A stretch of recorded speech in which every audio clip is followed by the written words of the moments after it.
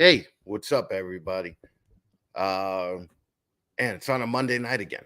Okay, didn't intentionally mean for this to happen. Happens every 2 weeks. Hopefully, the days will switch up a little bit. I really don't like going on Monday nights because you're up against like Billy, right? Like Billy is a fucking powerhouse and gets like fucking 200 people in the goddamn room every time, and you know that they're not going to come see your fat ass if they get to actually, get to hang out with Billy and actually learn something. But that being said, listen, this episode is brought to you by the best fucking coconut chip out there. All right, don't be a rep to bitch. All right, fucking head on over to repchip.com and get yourself a bag or a brick or a fucking a bigger bag or some repty earth or something. Like quit being a repti cunt and just fuck like it's the best fucking coconut out there. So fucking just fucking do it, man. Look. Actually, there's another fucking podcast that's coming tonight that I got a notification for. Fucking not. Yeah, this is a fucking dumb move to do it Mondays, but first and 15th for the last 8 years, I'm still gonna do it. This episode is also brought to you by Chimera. All right. I said brought to you by Chimera. Everybody, listen, I know you ball python people. I mean, there's maybe like 3% of you guys making money right now. Learn how to make money because I know 97% of you are not making money, and do that with Chimera. Get consulting services. Chimera is actually going to be doing a contest where it's for Patreon members only of the Fatman Nation, and they're going to be running a contest for credit towards snakes or consulting services. So go to chimerareptile.com. So let's see who's in the room. Let's fucking see what's going on here. Fucking Shauna, good evening. Fucking Kevin, good evening, brother. How are you, man? Fucking Inkwaline, haven't seen you here in a while. Fucking, but thank you for stopping by. Fucking Shannon, fucking Red, fucking love you, babe. Thanks for coming. Aaron Klein, my ball. My boy. Fucking, he's the guy that won the Stop Sounding and Looking Like Shit contest that we did about a year ago. But I haven't seen you. Haven't seen you on any shows. Fucking Aaron, what's up with that, man? Fucking get on some shows. Fucking BNS Reptilia, Chris. Funny thing is, like Chris, like I hated Chris for a long time because I heard that Chris was talking shit about me to the Pennsylvania fucking crowd, right? So I was like, you know what? Fuck this guy. Turns out that that he wasn't. So I'm sorry, Chris. Fucking thanks for stopping by, man. Tradesman, what's up, Tito? Fucking love you, dude. Fucking Adam from Benevolent Reptiles. He's in the Patreon. Fucking love him. Fucking my girl here, the gorgeous Krisha Rains, my girlfriend, coming to see me tomorrow. And here for a week, we're gonna go to the zoo. We're gonna go to the Empire State Building. We're gonna do a bunch of shit because she doesn't mind doing those things with a fucking cap. Gecko Diva, who did a great intro for my one black friend last night. I appreciate you, Crystal. Thanks for stopping by. Straight Blast, what's up, brother, man? How are you? Thanks for stopping by. JNS, what's up, James Perry? Fucking, let's see. B&T's Radical Boas and Pythons. Oh, that's fucking new, man. What's up, brother? Blazing Blue Tongues, what's up, brother? Fucking all the way from Australia. RNA ball pythons. Fucking Raphael here. What's up, Raphael? Fucking my girl Jessica Denmark. I met Jessica in Tennessee via Connecticut. I think they're from Connecticut. But I met her in Tennessee. We were hanging out with the Gobbles and Jaw Dropping and Shane and everybody else. So I appreciate you coming, Jessica. Old man pies and clowns. What's up, brother? I hope you're not the dude that I threw out of my one black friend show last night. Didn't mean to, man. VIP Marvs, Gerald, what's up, man? Let's see who else is here. Herpin Harbins, fucking love you guys. What's up, Alicia? Saw them in Tennessee as well. Mako, fucking what's up, my friend? Dick, who is always here. What's up, Creative Coralovis? Let's see. Anybody else? Hi, Viz. What's up, Jen? Fucking, and let's see.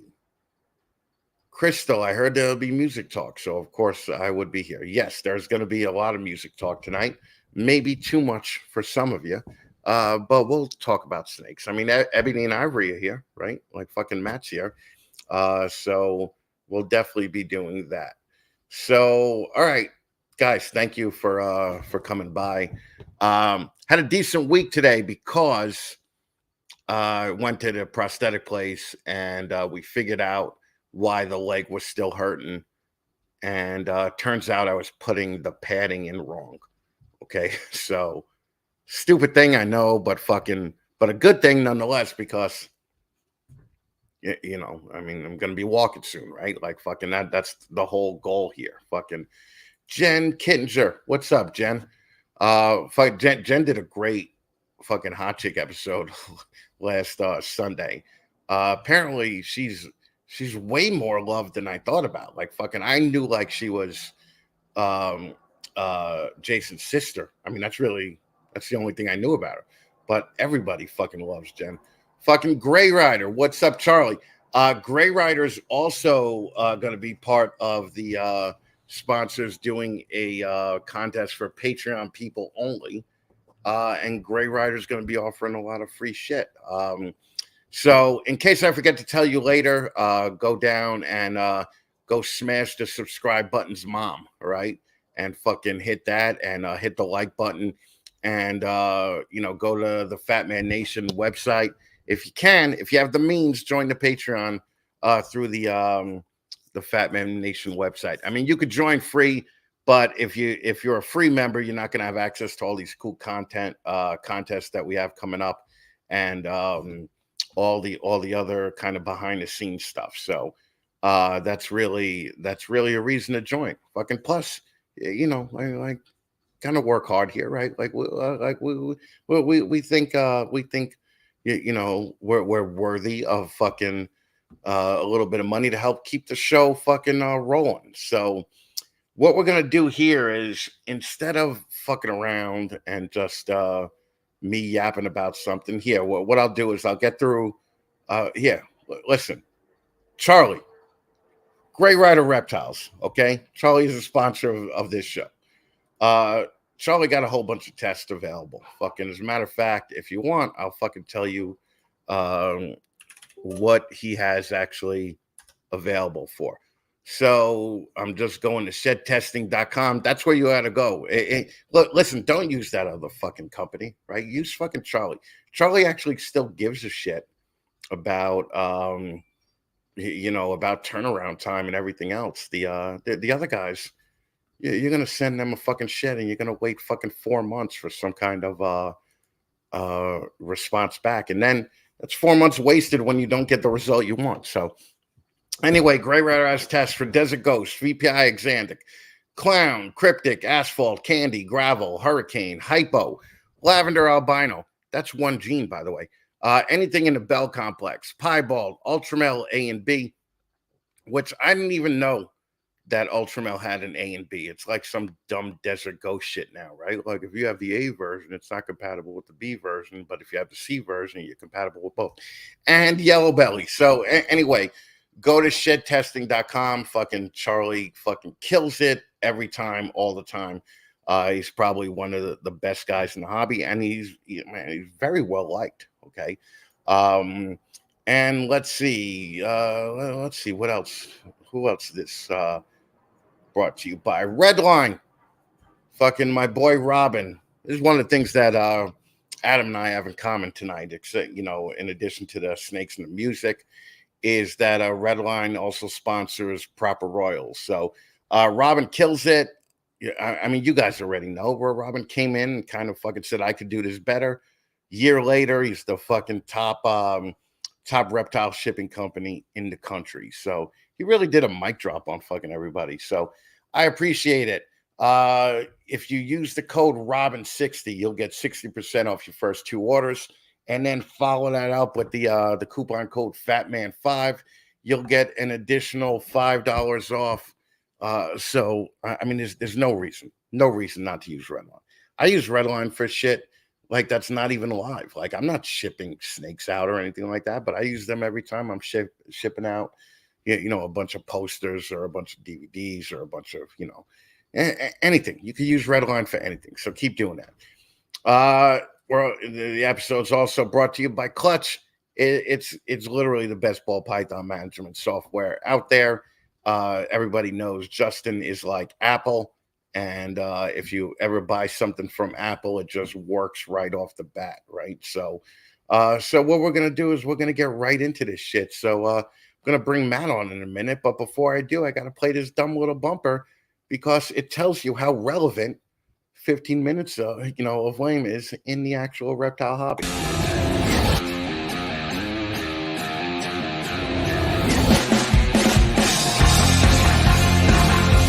Ladies and gentlemen, boys and girls, children of all ages, Snakes in the Fatman proudly brings to you its new breeder segment, 15 Minutes of Lame! What's up, guys? It's Justin at Canova. For the past 5 years, 15 Minutes of Lame has become a launch pad for so many new successful breeders and a badge of honor in this industry. It's been so amazing to watch the passion and dedication you guys have and to watch your businesses grow. Just remember, the next me might be you. 15 Minutes of Lame!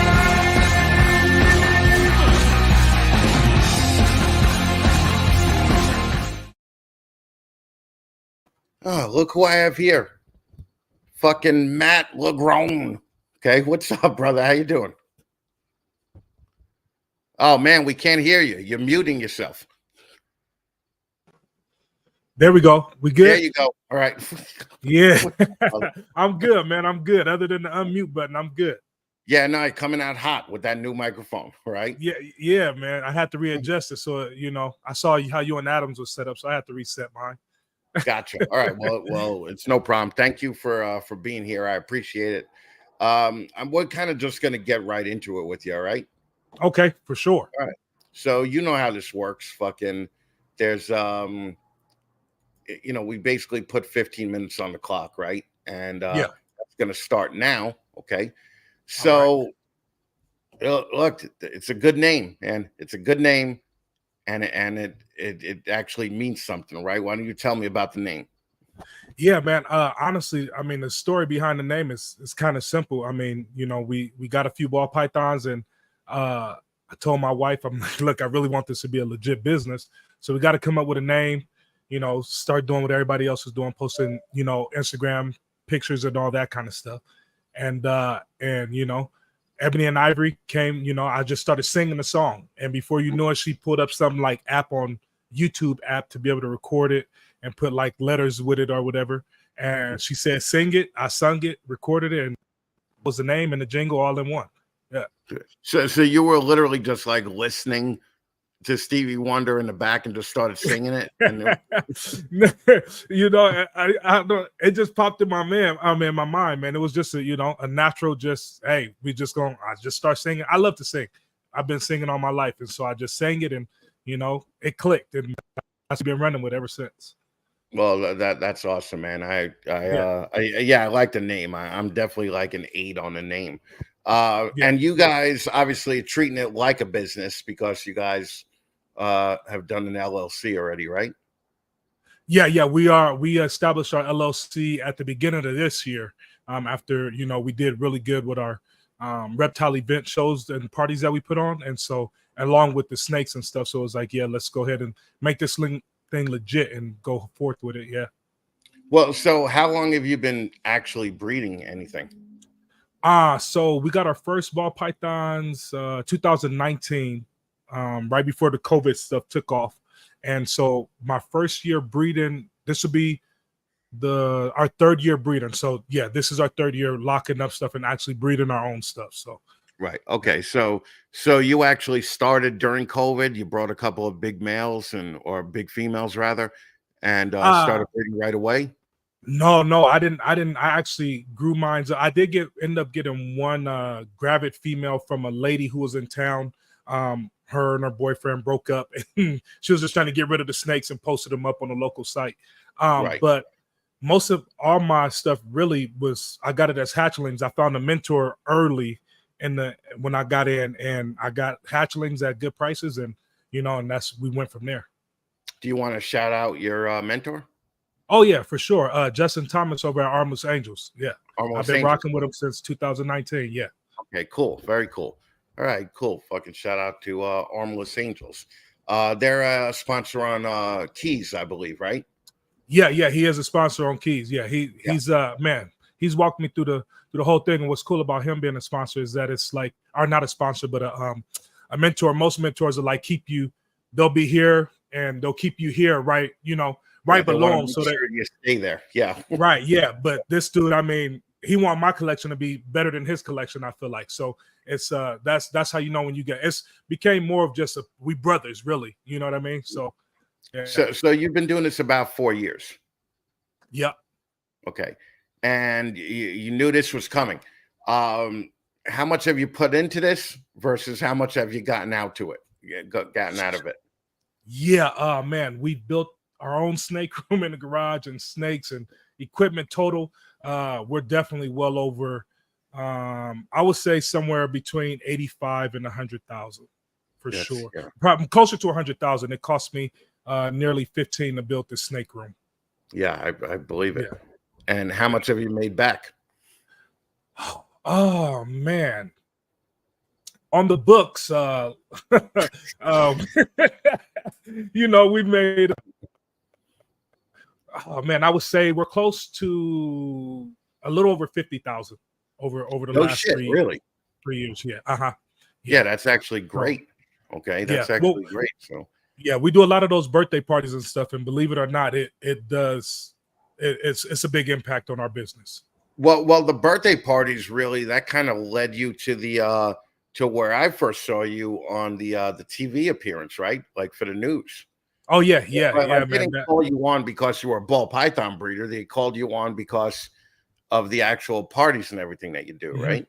Right. Yeah, because I'm the local reptile guy, like know. So yeah. And where are you? I'm in Reno, Nevada. You're in Reno. Fuck. Yeah, I don't know anybody doing this in Reno. So fucking. Yeah. No. That's good. All right. You'll corner the Reno market. Now, what are big projects that you're working with? So this year I'm really going heavy into paint. I love paint and what it's doing. So that's my paint, hypo, Desert Ghost, and Clown are the 4 main recessive projects I'm working in, throwing in all the codoms I can. I really like Red Stripe and GHI, so that'll be in a lot of my stuff. Man, you got me with everything except the hypo. Like, why'd you kill it with the hypo? Like, fucking, what a bullshit gene that is. Okay. Oh man, it's making its comeback, man. Everybody's hopping on the. Dude, you know what? I've seen a couple of hypo things that I was just like, oh shit, that actually looks pretty nice. But every one of them is done by like Ozzy. Or like Gavin in the UK, it's all like, and that's what it's going to take, I think, for hypo to really, fucking make an impact. Is these bigger guys, popping in, a reason to get into the gene, right? Right. Yeah. I mean, this market is definitely whatever the big guys are doing is definitely going to carry weight. So yeah, the more of them that are working with it, the more people are going to get into it for sure. Right now. Did you buy your paint stuff from Limey? No, I'm trying to get some stuff from Lonnie because he has the best stuff to me. But he really is great. Man, the thing is, he's just such a dick sometimes, right? I mean, oh man, I actually reposted a post. Somebody, oh man, who sent me that post today? Somebody just sent me a post. I'm drawing a blank on names right now, but of his ultrasound picture, and I reposted it because see, I've been asking him all kinds of ultrasounds questions, and then he sent it and posted it on the story, and I reposted it, and then Limey hits me up and he's like, yeah, he's full of crap, he's not like, so just joking around though, but yeah, we all joke. I mean, Limey is the king of like shit talking. Like Limey is the nicest dude, and you could ask him whatever questions you want and he'll answer them. Oh but yeah, Limey has a way about him that he makes you feel bad for asking the question. yeah, Right? Like fucking he yeah, just makes you feel like, okay. So you're knocking out the paint stuff, the hypo stuff. Your wife is actually a big part of the company, right? yeah, for sure. She is. She's half of the company for sure. That's well, when it comes to the birthday parties and shows and stuff we do, she's there. Mm. She does that. Yeah. Do you think that the breeding side wouldn't have been as successful if your wife wasn't 100% behind the whole reptile thing? Oh yeah, for sure. That's I mean, that goes without saying. I lost a $10,000 stranger clown Yeah, I heard about that. Yeah. that I bought.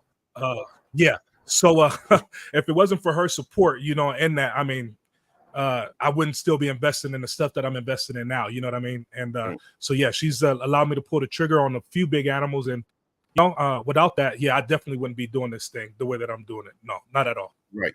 Right. Yeah. No. I think that's awesome. I think I think more couples should come on the shows, the various shows, and Yeah. show, because it would be cool to see a successful couple like you guys on the show, because whenever I see couples on the show now, it's always these white trash couples that are fucking just doing the show from their fucking shitty living room, of their trailer, and it's like, it's discouraging, right? Because fucking it makes you think like, oh, this couple's doing it, so I don't necessarily know if I want to, Right. Yeah. I don't want to be white trash like that, right? But you're building an entire room. You're fucking, you're successful. Your wife's successful. What do you guys do for day jobs, or do you do this full time? No, we're not full time in it. She works for the our Washoe County School District here, and then Okay. I work for the military full time. So I've been in recruiting with the military I've been in for 12 years now. So yeah. Well, that's definitely going to have an impact on the next set of questions that we ask. We're going to be talking about some sponsors here, okay? So right off the bat, do you use ReptiChip? Hands down, the greatest coconut substrate there is out there is ReptiChip. Pow! Okay, Yeah. fucking that's what I like hearing, all right? Yeah. Fucking ReptiChip does not give you a fuck you, okay? Have you ever used Liberty Business Services? Liberty bit like Liberty, that Liberty? Yeah, no. No. I'm like, Liberty, I ain't never used no. Not the one with the emo. Okay. Oh, they do cool shit for businesses where if you were closed down during COVID, they get you all types of money back from the government.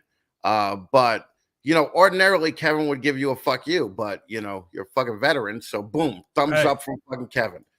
Oh yeah. Now, have you ever bought a snake from Justin? Yeah, I definitely have bought a few snakes in here from Justin and Canova for sure. Fucking Canova does not give you a fuck you. Now, here's the part where people normally get fuck you. Do you use Clutch?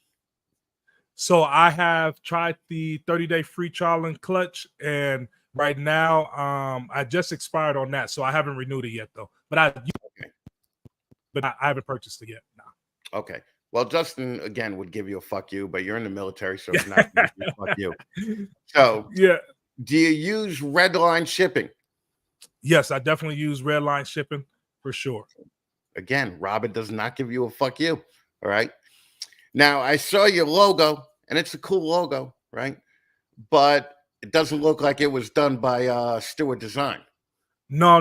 That was a local guy supporting some local business out here. So yeah, that was a local guy did it. Fucking think globally, buy locally. Right, that's the way to do it. Right, exactly. So and regardless, Blake wouldn't give you a fuck you because he's also ex-military. Okay. Oh, for sure. I didn't know that. Okay. Yeah, he's ex-Marine. Now, have you ever got some shed testing done with Charlie? I have. Yes, I use Charlie. I just got back 13 tests I sent off to Charlie about a month and a half ago. Right. He came back to me a long time ago, but yeah.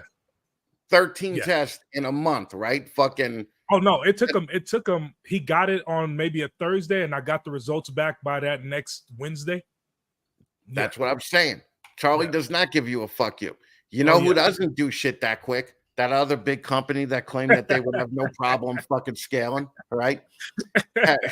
Have you ever been to a Herps exotic pet show? I have not. Are those on the East Coast? No, they're actually down in Texas, Louisiana, and Oklahoma. So okay. I would understand if you couldn't. Yeah, if you didn't stop by. Yeah. Fucking Sean's not going to give you a fuck you anyway because you're military. All right. Are you a member of U.S. ARC? I am. Yes, I am. Okay. Gotta be. Gotta support U.S. ARC. Yeah. Phil does not give you a fuck you. So let's see. Did I miss any here? I don't. Oh. Do you have a sea serpents rack in the house? Yeah. Very first rack sea serpents was right here. That's this what guy I'm saying. right here. Chris is still killing it, right? Oh yeah, I love Chris. Good dude. Chris does not give you a fuck you. He's such a good guy, man. Oh yeah. I mean, we had 18 to 20 of those when we were running the shop, and Chris would just meet us in like Hamburg, Pennsylvania, and fucking Chris lives in Florida, so to drive up to fucking Hamburg. Really, I love Chris, and Chris fucking has been supporting us since the get-go. So what does Ebony and Ivory have happening in the next 5 years? Oh man, in the next 5 years, we definitely want to be known in the for breeding, ball pythons and the projects that we're working on. So we'll definitely be up there. And then as far as our local community goes, we're looking even right now for an event space and trying to, so that way we can have a place where people can come and we can host a party, have our animals already there. They can have the whole party set up there. And you know what I'm saying? So that's what we're looking at for the next 5 years, on building that kind of brick and mortar for our parties, and also being the top of the ball python game for sure. That's actually a great idea, having a dedicated space to actually bring people to, like, hey, have your party here. You know, I mean, that's I don't think anybody's doing that right now. Everybody's kind of having traveling shows, you know. Right. Yeah. I think that would definitely be the way to go. You know, what the hell is that? Was that you? No, that was your timer. Oh, no shit. Look at that. I didn't even notice. I didn't even fucking notice. That's how fucking good you are, man. Fucking you made me forget about the clock. All right. Yeah, you know. But I never even ran that thing down to the end, so I didn't even know it made that noise. Fuck. Man, I gotta stop paying attention to my own fucking show after 8 fucking years. How could people get in touch with you, man? Oh man, we're easy to get in touch with. Ebony and Ivory Reptiles on Facebook, on Instagram. Ebony and Ivory is our email, and Instagram is usually the quickest way to get a hold of me. And yeah, man, just contact us through those ways. Dude, right. The only thing I'm not digging about this appearance is you didn't bring your hot wife on, right? So what's going on with that? You know, some things I just keep private. You know, I can't share with the world. But now she's in there with the kids, man. I got a 6-year-old and a 4-year-old there, and leaving them two by themselves for 5 minutes, we'll come back to a burnt down house. So. Well, yeah, believe me, I get it. Well, you tell her that we'll have to have her on a Hot Girl Sunday show and make you. I'm sure she'll be down. Yeah, we'll make you babysit the kids for the hour. Okay, sure. Matt, thank you so much for doing this, man. I appreciate you, and good luck with everything, man. You seem like one of the better dudes with more of a solid plan than most of the other people. So good for you, man. So Ebony and Ivory Reptiles LLC on Instagram, right? Yes, sir. Yep. Everybody go follow them. Do you have a Facebook page? I do. Same thing. Ebony and Ivory Reptiles LLC on Facebook. Or my regular Facebook, just search me up. It's all linked together. Yeah, man. And, you know, reach out to us. Do you have a TikTok? I do not. I do have a TikTok, but I don't use TikTok. I was about to get banned here in a little bit, so I stopped giving an effort to it.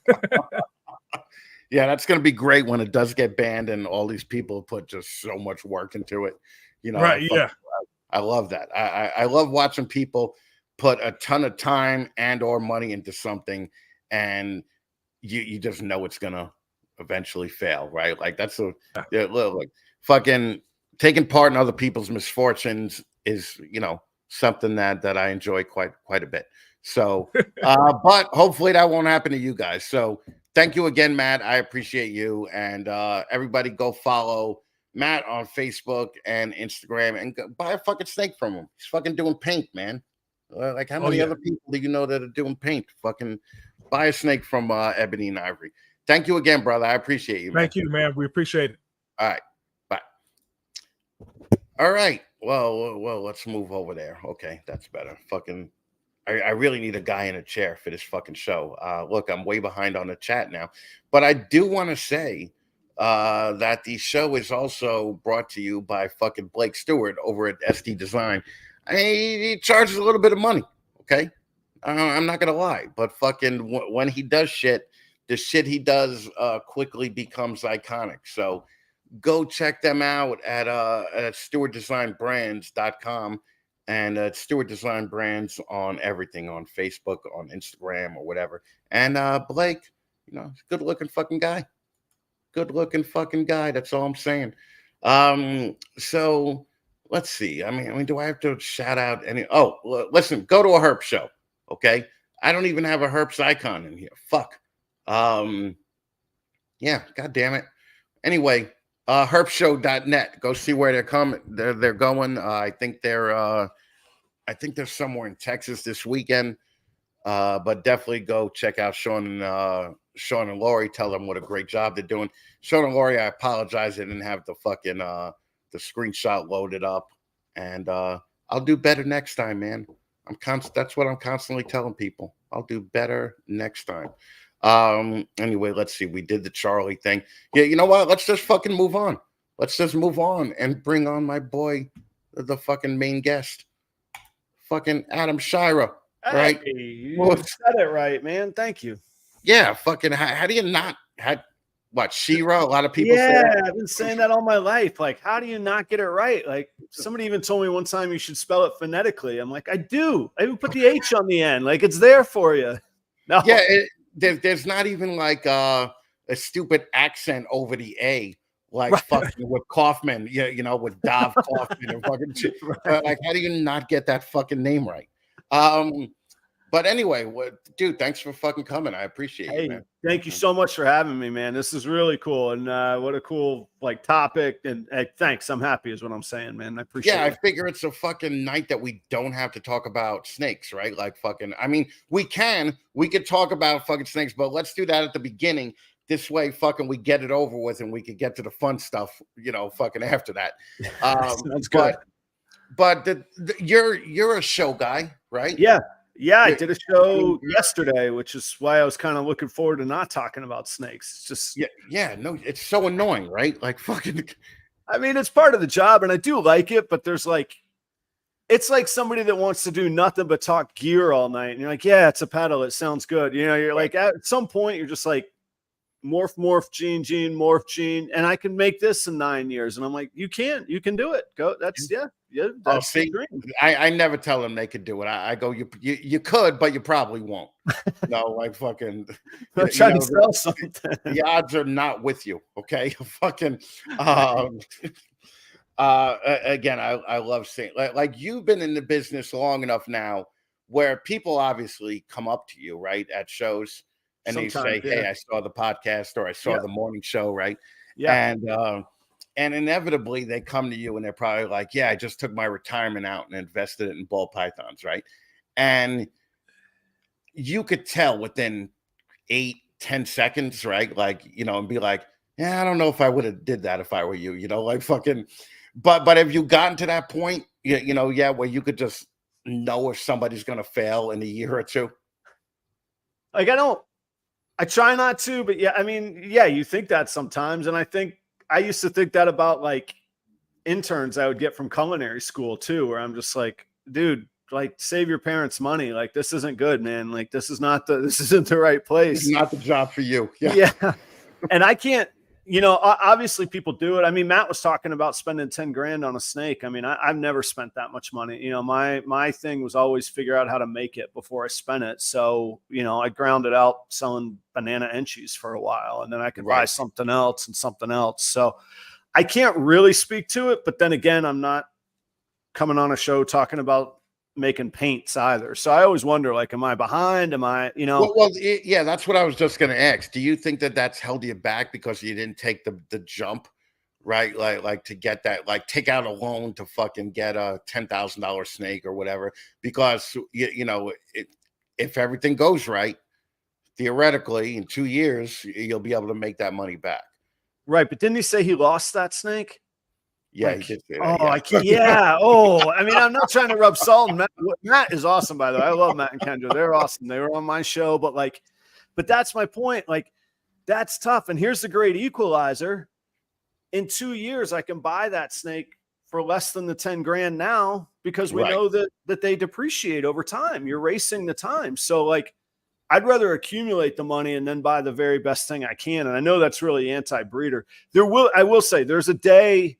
I want there to be a day where I'm creating stuff that nobody else has. Then you can't say that. Then you have to say, hey, if you want to get in the game, you got to buy this from me. But right now, I'm just a blue chip index fund kind of guy, man. Like, you know, I'm kind of playing it safe, but the money comes in. It's not easy. It's still a grind, you know. Oh, I mean, I do know that. It's, so. Well, and you said something funny that I hate when people say. I hate when ball python people say that they created something or they're artist. Like, you are not an artist, dude. Fucking you are putting two things together and making different things out of them, and that's not what an artist does, right? Like, fucking, you're basically putting two things together that are gonna fuck anyway, right? Like it doesn't matter if you're there or not; they're gonna breed, right? But you're like, an artist to me always like created something out of nothing. Or you know what I really like? I like that Japanese art where they take a broken thing and they put it together again, but they mold it in gold so that it all fits together. Like, let's say a pot broke or something. They actually painstakingly put the pot back together, outline it in gold, and do all that. Like, that's creating something. You know, taking something out of nothing is creating something. Taking a broken thing and making it fucking into something fucking better is creating. What ball python people do is not creating. What's your take on that? Because I know I'm being a little bit of a dick about it, but it's only because I am a musician. I am a graphic artist. I fucking have created shit from nothing. So, good point. And I know, and I do know you take pride in that. And it definitely, I mean, I'm not just patronizing you. Like, it definitely shows. Like, when I wanted to figure out like how I wanted, like, I wasn't trying to copy it, but I really literally spent time trying to dissect your logo so I could figure out your layers and how things went where and what angles you were using. And I really took it as like a learning lesson and I don't know that I cracked the case, but that was the exercise I tried to go through. So I do get it. I think there's a beauty to it. I think, I think and this really pisses off some breeders too. I'm a little more pragmatic about it. I had somebody tell me one time that I was, that I was appropriating the art and the culture from the people that did see it as a art, because I follow money and treat it as a business. And I'm like, I don't know what to tell you, man. Like, that, I don't have six figures to throw away over 5 years. So I either got to make that money to pay for this thing, or, you know, I never believed in the starving musician either. Like, I think you can be an artist and not be homeless, you know? Yeah, seriously. Right. Yes, I agree with you. All right.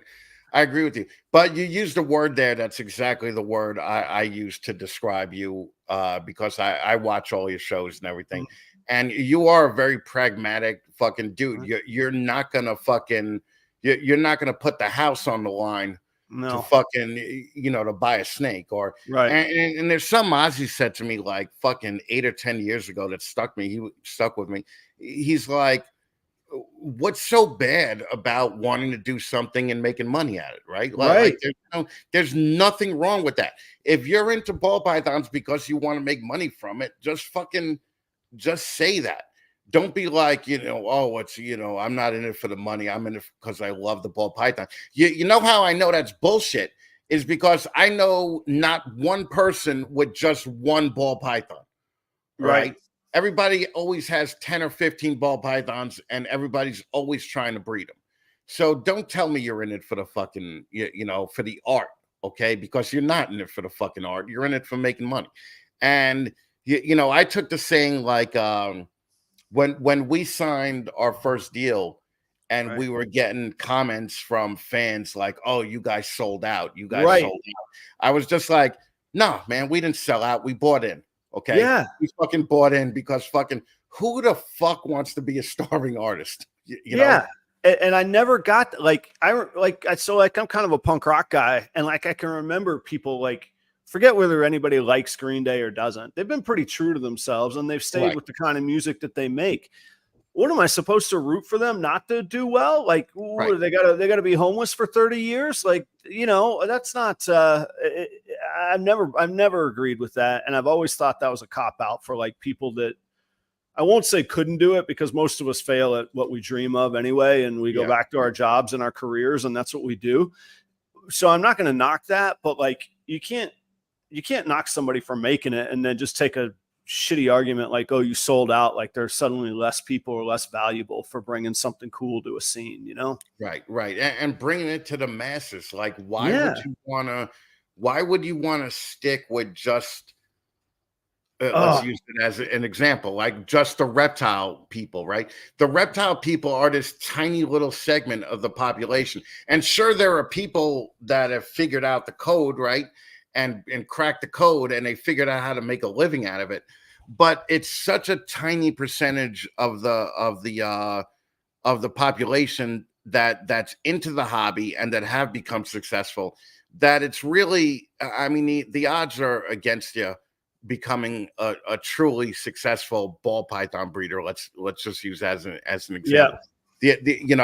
It's almost as bad as the odds being a musician or were against you. Okay, there's a chance you could make it, but you're probably not. I think there's a lot of analogies there, and I was going to say like, there's a few people like. By the way, Jen Kittinger is just one of the coolest, sweetest human beings on planet Isn't Earth. she awesome? She's wonderful. I'm out that it took me this long. She's wonderful. But like, so the Kittingers, that's kind of what they do. That they're making it. They're full time at it, and they're killing it and all that. But most people I see, and similar nowadays in music, people got to have a merch line. You're going to have some other sort of media. You might have a podcast from the road. I mean, look at all these guys that are doing like they're out on tour. And I mean, even like Steve Earle's hosting something on Sirius XM. Like Steve Earle needs the money, maybe he does. I don't know his finances. He shouldn't need the money, but who knows? But so like, I think that it's so hard to truly just make it in ball pythons and certainly not just starting out without, like you say, I mean, some people can risk their house and risk $250,000 and make it in 3 years, but I can't see doing that. I know not all respect anybody that can. I can't do that though.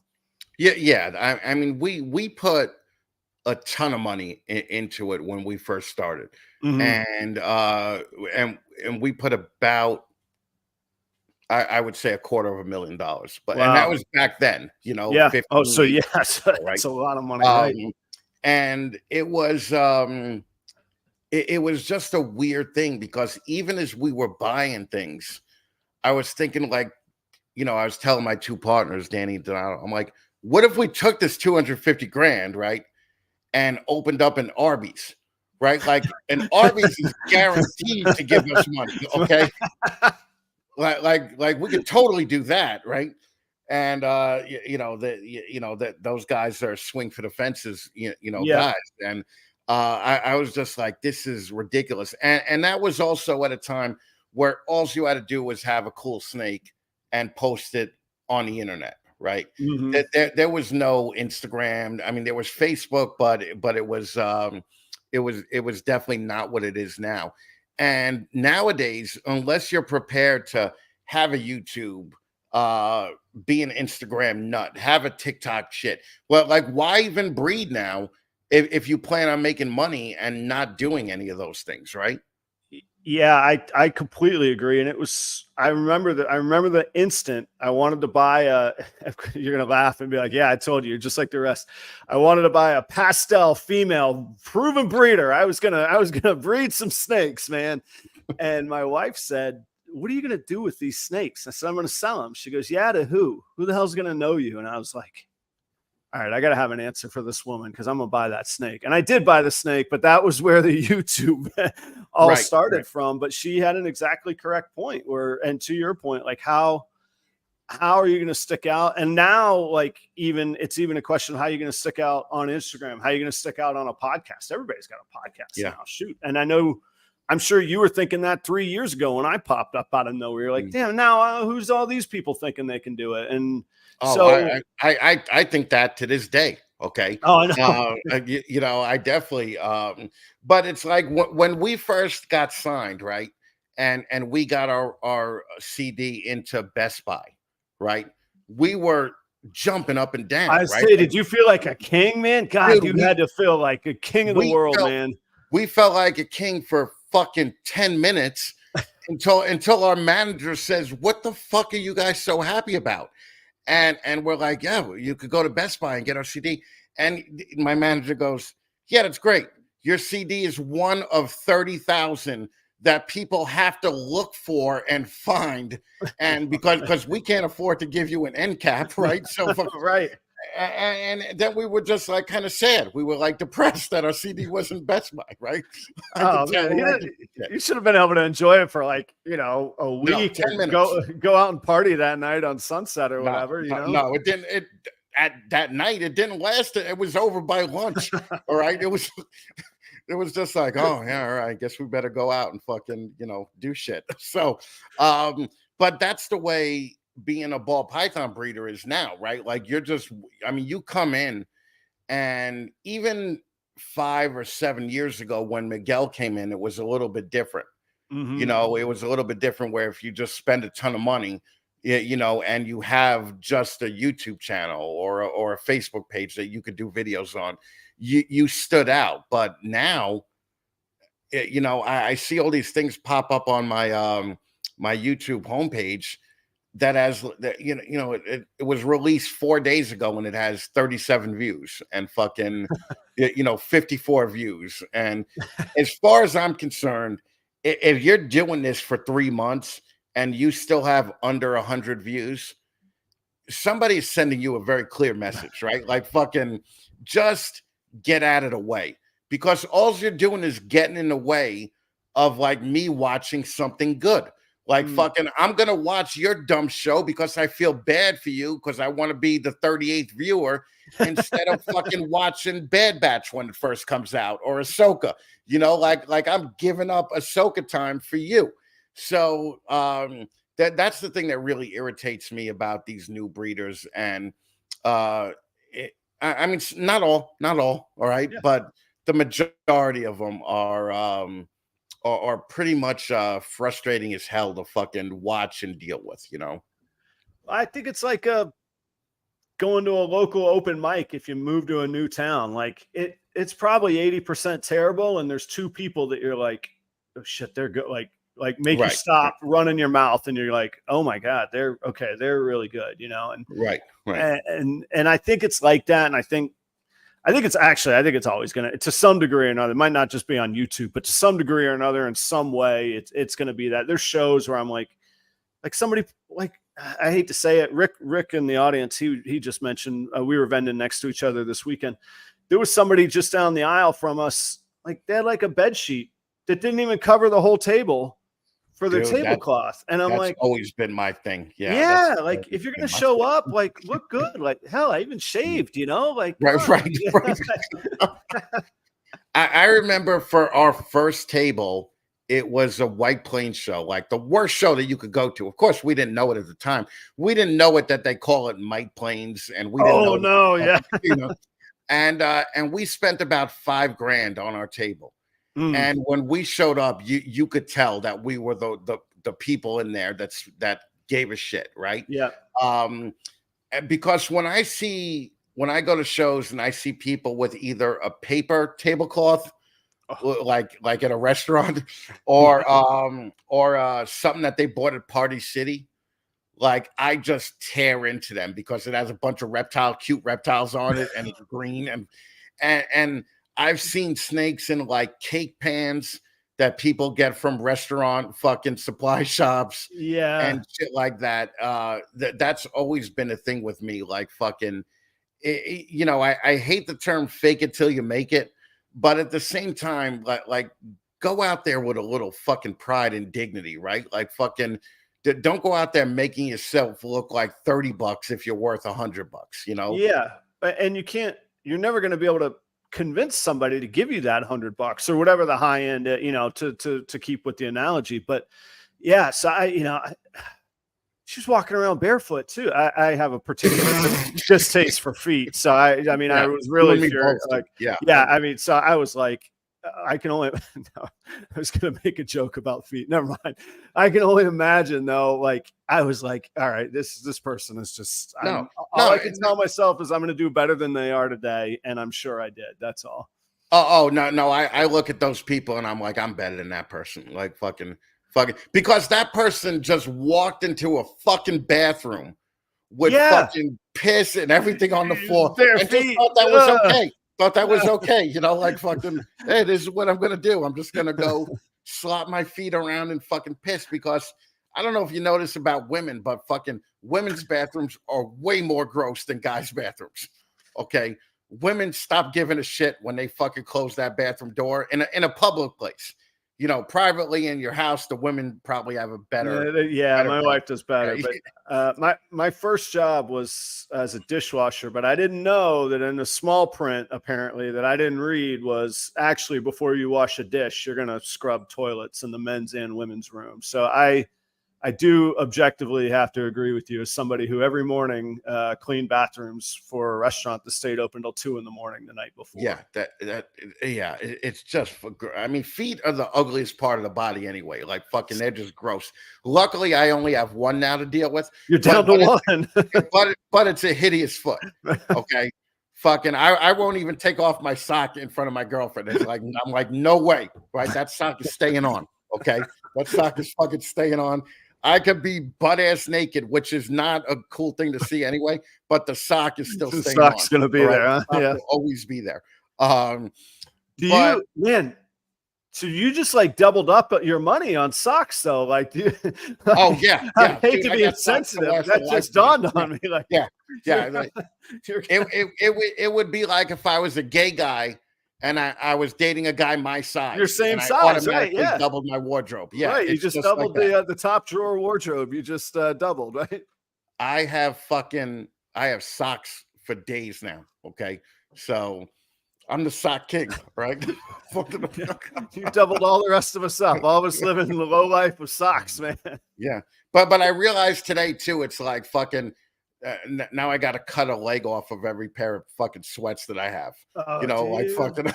I'm like, but it's cool. Yeah, it's could be depressing as fuck, but I don't give a fuck. Like fucking. Dude, I'm gonna lean on this fake leg heavy. Okay, as far as marketing and everything else. You're stuck with it. Ride it, man. Yeah, it's what you got. So roll with it, man. Do it. Yeah, fucking. It just is what it is. But did you do okay at the show? Well, actually I felt bad. Yeah. So, the show's put on by Cold Blooded Expos, and I know they're not a sponsor, and I actually am not affiliated whatsoever with them, other than they put on a great show. The last 2 Minneapolis shows have been my best shows that I've ever done. And yesterday was the best show I've ever had. Best show you ever had? Yeah. What best weekend ever in one day. He does one day Sunday shows. Best show I've ever had. And I'm talking not feel good, artsy nonsense. Oh, I made a lot of friends. No, I made money, man. It was like the stuff that counts, the stuff you come home and tell your wife about. It was great, man. And that was a Midwest show. Yeah, Minneapolis. Yeah. Yeah, that's fucking awesome. Yep. the difference between a local show, I mean, you found this out, and a national show, I mean, night and day, right? It is, but it's still hard. Like I actually don't do that well. Like I love going to Tinley, and I do a lot of business, like business to business or sponsorships and that kind of thing. But as far as selling snakes, I don't sell much at Tinley, man. I'm just not. How am I going to go up against, again, to go back to Jen, the Kittingers or Canovas of the world? One day I can hope to, but like, what can I really look somebody in the eye and tell them they should buy from it? Like your question, why should somebody buy a snake from at Tinley? I don't know. In Minneapolis, I'm pretty good in Minneapolis, and in Tinley, not so much. Well, there's something to say about that, like big fish, small pond. Yeah, thing, right? Match the pond kind of thing. Yeah, like we never made a killing at Tinley, never. But we always made it worth the trip. We'd always make $5,000, $8,000, like enough to pay for flights and everything, because we weren't just driving fucking snakes back and forth. I mean, driving snakes back and forth, that's a 14-hour fucking trip. There's no way I'm doing it. I might have did that when I was 20, but there's no way I was doing it when I was 40, right? So, right, yeah. So we just shipped our snakes to a friend, showed up, fucking, he brought them to the convention center for us, and we just set up. But man, I know people here on the East Coast that drive to Tinley, and they sell $300 worth of shit, and they take a killing on it, And how many of those are you going to continue going to just because you think it provides networking before it just breaks you, Yeah, I'll tell you, I've had those thoughts about Tinley. I mean, I've both times I've done Tinley, I have covered costs and I've done good business deals, so it's been worth it.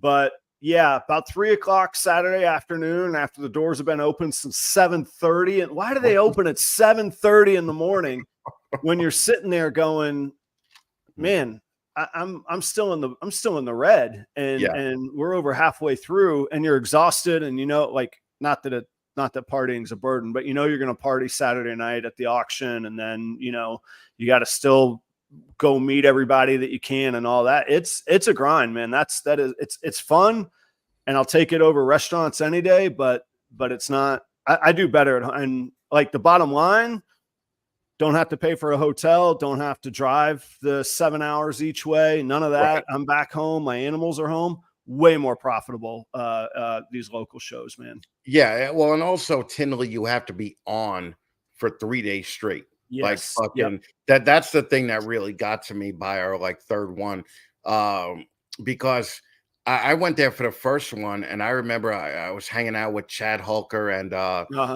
Dave Levinson, and fucking I mean they're up and at it for 3 fucking days, and then I was smoking at the time. I'd go downstairs at like 3 a.m. and have a cigarette, and they're still in the lobby, like fucking just drinking, fucking hanging. And like I passed out so hard one Saturday night there, that I didn't even hear my friends banging at the door to get me to go to the auction. I just woke up the next day and went to the show. And it's like Tinley and even Arlington to some extent. I mean, it's a lot of work. Yeah, but also there's this thing now where like everybody's partying so much that they're drunk by like 10:30 in the morning, right? And you talk to them at noon, and they're like, "Yeah, I haven't made any money today. I don't care. I'm just fucking hanging out. This is a fun weekend for me." I almost miss the days where the Brock Wagners and the fucking all the other guys would fucking stab you in the back to make $2 more than you. Like fucking, I almost miss those days, because at least you knew. Like back then, Brock and Brad and all the bigger guys gave a shit about their business. Like right now, 80% of Arlington when I was there, that they were drunk by 11:30, like before noon. Yeah, and that's I think a little bit. I mean that I think hurts everything a little bit. Because it provides opportunity for other people, and absolutely it does. Yeah. And I'm sure like on my show, well, Helen, your show, be respectful and all that. Like, I'm not going to come on. Like, I don't drink when I do my show. Like, yeah, I have a good time and we're having fun and all that. But what people didn't see was that we did a sound check an hour before we went live to make sure that things were right. This doesn't just like, pop out overnight by accident. And I think that that's the same with shows. And eventually that's the stuff that catches up with people. Like, if you don't take yourself seriously, who else is going to? And it doesn't mean you can't have fun. Yeah. But it goes back to the bed sheet on the table. Like, okay, you're not going to take it serious. I'm not going to take you serious. Right. I'm just walking. I'm not going to buy an animal from you.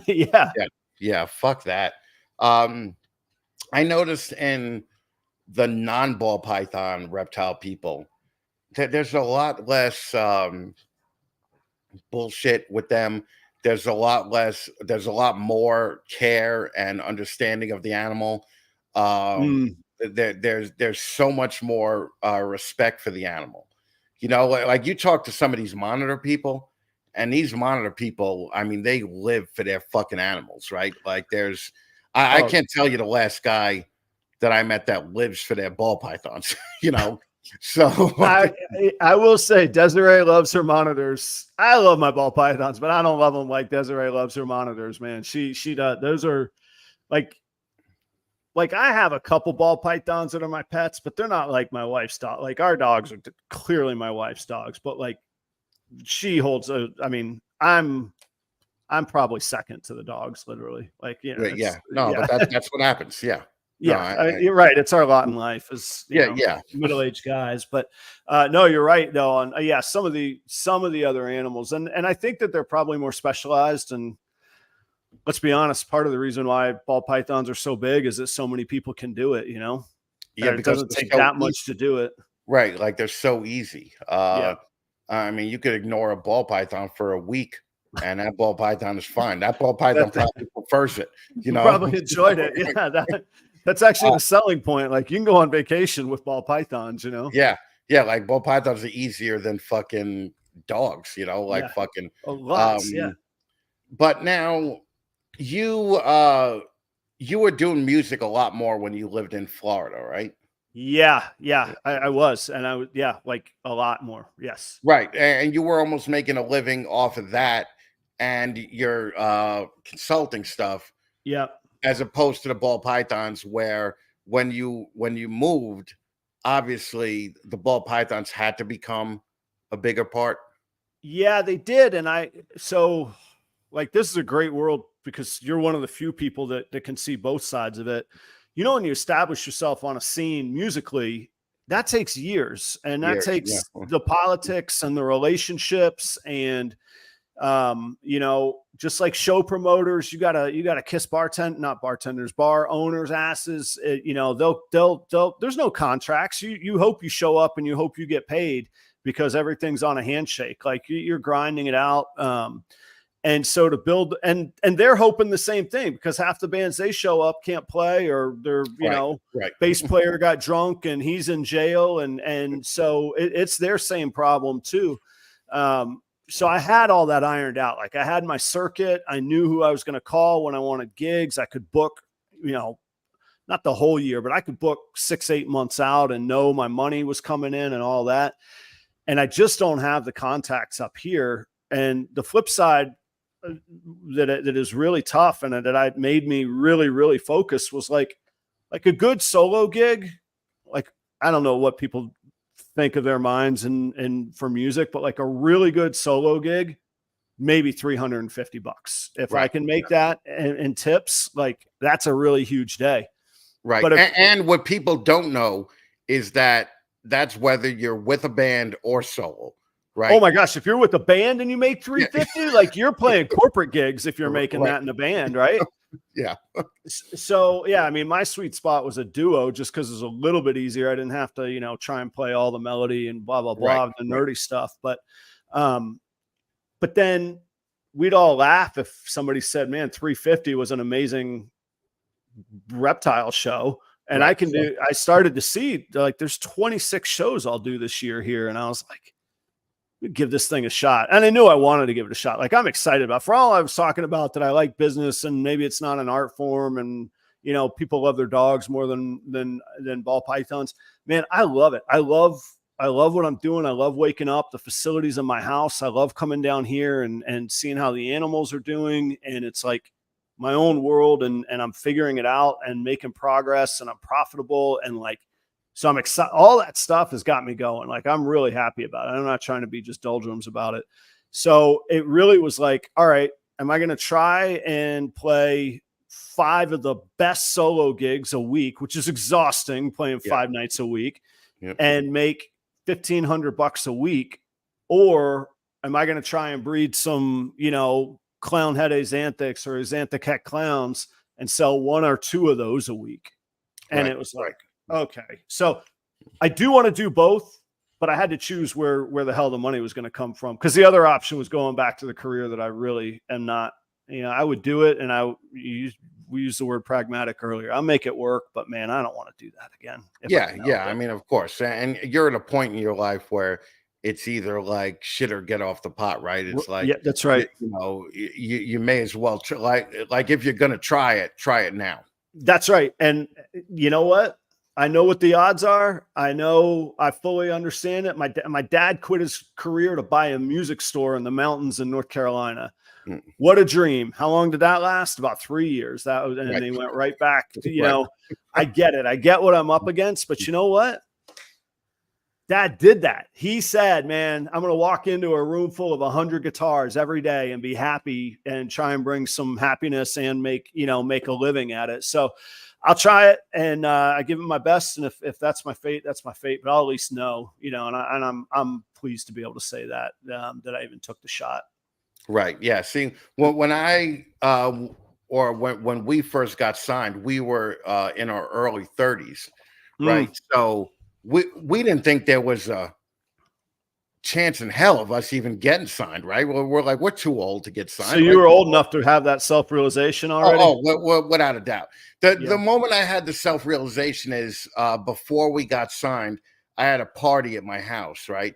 And I lived in like a private community, right? Like just, we made a lot of money with work, and I lived in a private community, and I invited all my musician friends from LA down, and they came to the house to see like all the animals. We had an alligator at the time and all that. So it was like a cool thing.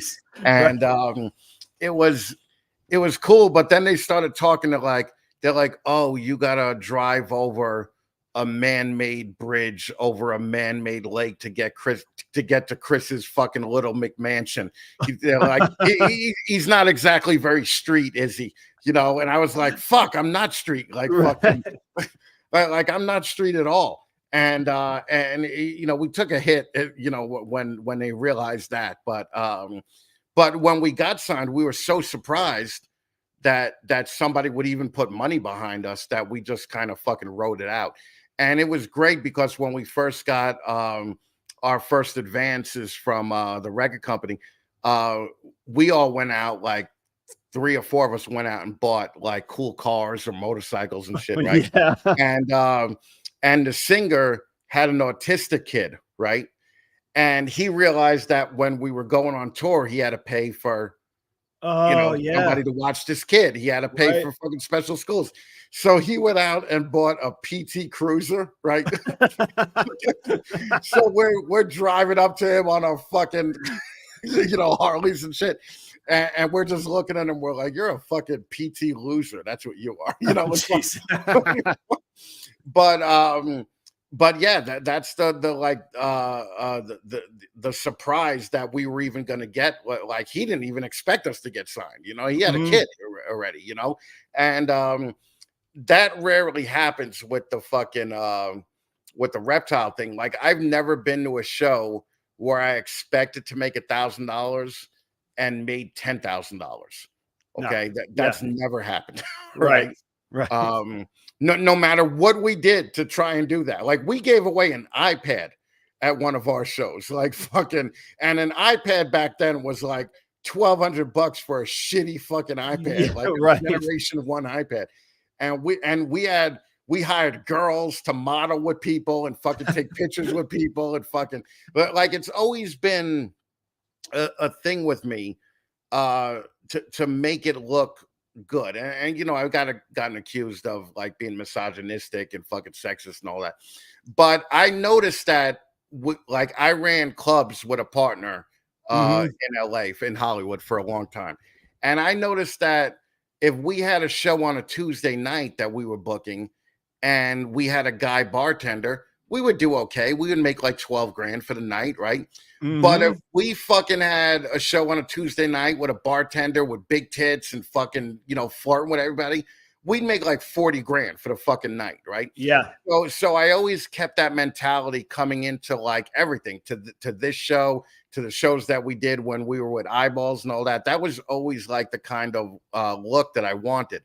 But somewhere along the line, I must have missed a meeting, all right, where that Right. wasn't allowed anymore, right? Right. And then you Well, wouldn't get looked down on for that, right?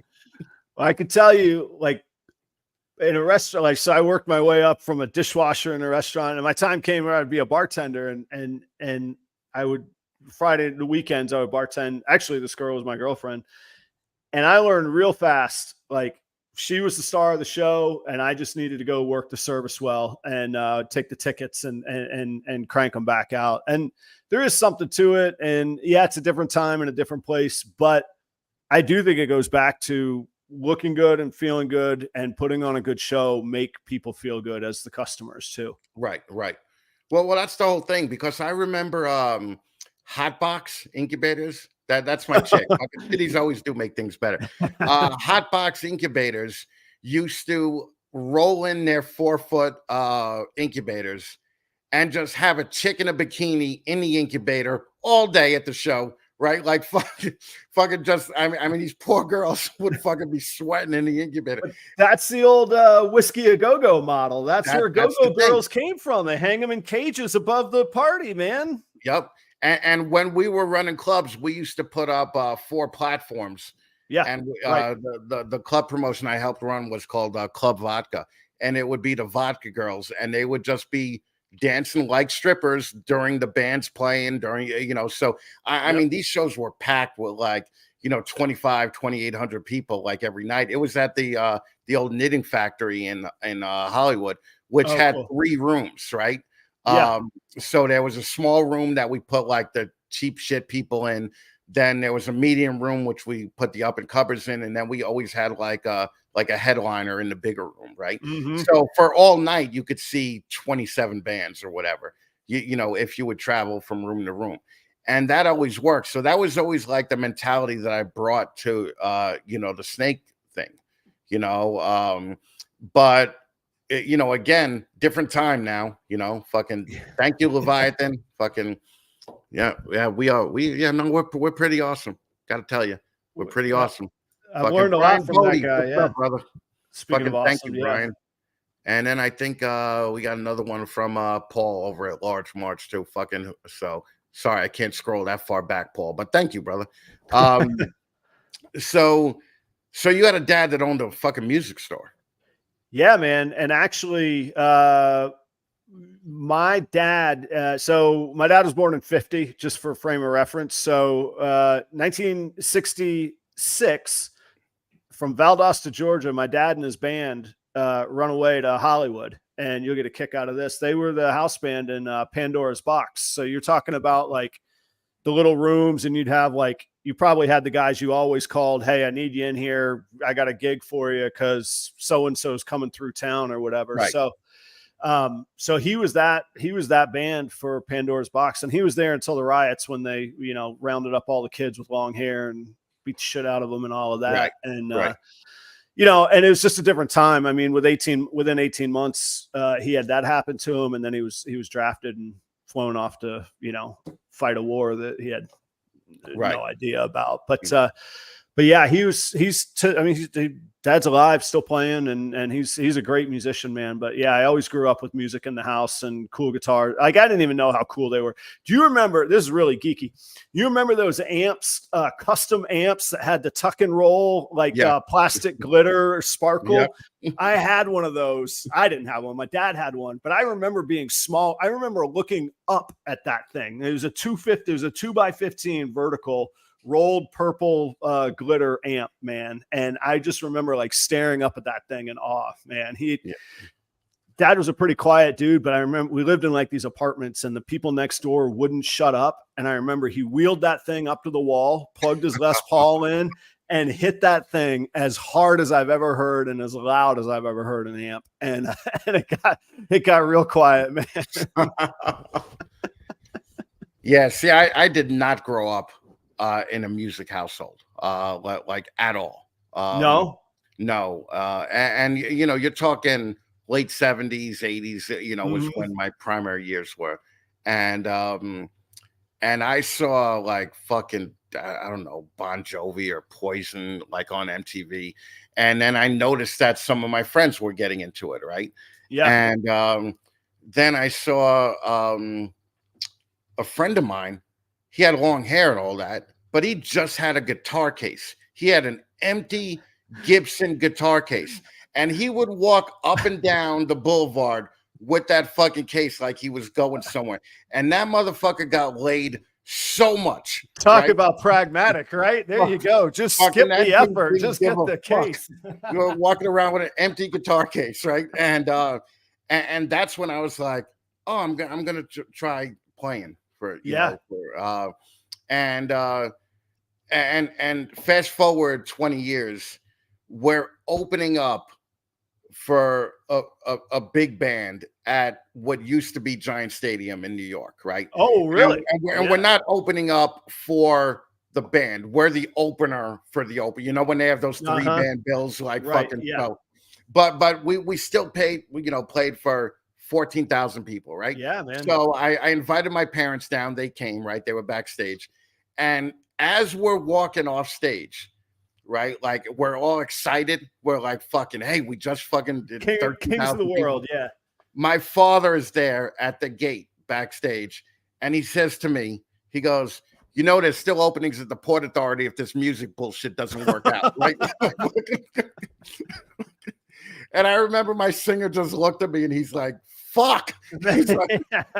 He's like, your father is fucking brutal, you know? Just Giant Stadium. Arvin, thank you, man. I appreciate it. And fucking Jen, thank you, Jen. Fucking love you too. Yeah. Yeah. So that's the kind of household that I grew up in. You know, like a very blue collar fucking don't chase your fucking dreams. Like when I fucking moved out to LA, I was 25 and I was just getting a divorce, right? Oh, wow. All right. So you had all kinds of life experience. Yeah. They were just like, I give Chris 6 months before he comes back here, because that's how not doing anything different my lifestyle was. You know, like everybody buys the house 3 houses down from their parents' house and fucking, you know, it's basically like living in Long Island. Like if you talk to any of those Long Island guys right now, I guarantee that their parents don't live more than like 5 houses away. Right. Okay? Yeah. So when I went out there, you know, nobody expected me to stay out as long as I did. And we ended up staying out there probably 12 or 13 years. Yeah. So, but it was, you know, it was definitely a chance. Like just moving out to California with a bag and a box when you're 25 or 26 and you've already been married is like, am I making the right decision here? You know? Like that's somewhere between like chasing a dream and throwing it all away and doing it on a coin flip. It could have been either, right? Well, and it's like we weren't even successful like in New York. Okay. But like I remember playing a club and the owner fucking came up to us after the show and he was like, well, you brought in 400 people. Here's $32. And I was like, you motherfucker, right? So when I got to LA and we decided, like I moved to San Diego first and we became big in San Diego. And then so we gradually moved to LA. But when we moved to LA and it was pay to play, like I just fucking loved it, you know. Like I was like, we could sell these tickets for whatever we want if we just give you $800 for the tickets, you know. Oh, you controlled. I've heard of that, but I didn't know you controlled the door. So like, tell the audience, like you would go to the club owner and be like, they would charge, like they're such dicks. They would be like, yo, you want to play? Give me money, and then you can right. They would be like, you got to sell 80 of these tickets at $20 a piece to break even, right? So we would sell the tickets for $35 a piece. and we'd make $1,500 a night or fucking $1,200 Oh, bucks I a didn't night. know you could control the door. Well, Doing that you stuff. can on pay to play, on pay to Yeah. play nights. But I would have never wanted it any other way because we were a group of like charismatic people that would get people into the shows, Yeah, well, and that's So- like working on commission. Like results Right, mattered. You right. couldn't just like stare at your shoes and go play like 4 power chords and be Right. angry. Like you had Right, to put on a show and get people. Exactly. I mean, and we were hiring midgets for shows. We would dress them up like little pigs and have them fucking run around the show and like fucking God. fake smoke and fucking, shit like that. And I wasn't even in LA during the glory times. Like I wasn't in LA during the 80s. Like I was Right. just growing up. I was in LA during the early 2000s when all of my heroes were playing gigs for $500 a night and fucking Yeah. Shit like that. Everybody thought it was over. Right. Yeah. At that point. Yeah. So it was fucking crazy. But it, at the same time, it's cool to like be sitting there writing a song and you're looking over at the guy and you're like, oh, I used to watch this guy on MTV like every fucking week, like. That's what's cool about the bars there. Like I've only been out there to just hang out. Like I always say I would die if I lived. I can't be in LA more than 3 days. I'll be dead if I stay. Yeah, I can't do it anymore, but yeah. Yeah. But yeah, you could go to like the Rainbow and there's Lemmy sitting there at the damn bar, or there's, I'm always embarrassed to say this, but the one night, man, I saw Lemmy and Ron Jeremy and I'm like, what in the world? Where am I living here? And the bar I'm talking about, man. I know exactly. And I heard you tell that story on one of the morning shows or it might've been your main show where the bartender was like, don't talk to Lemmy, and first thing she said to me. Yeah.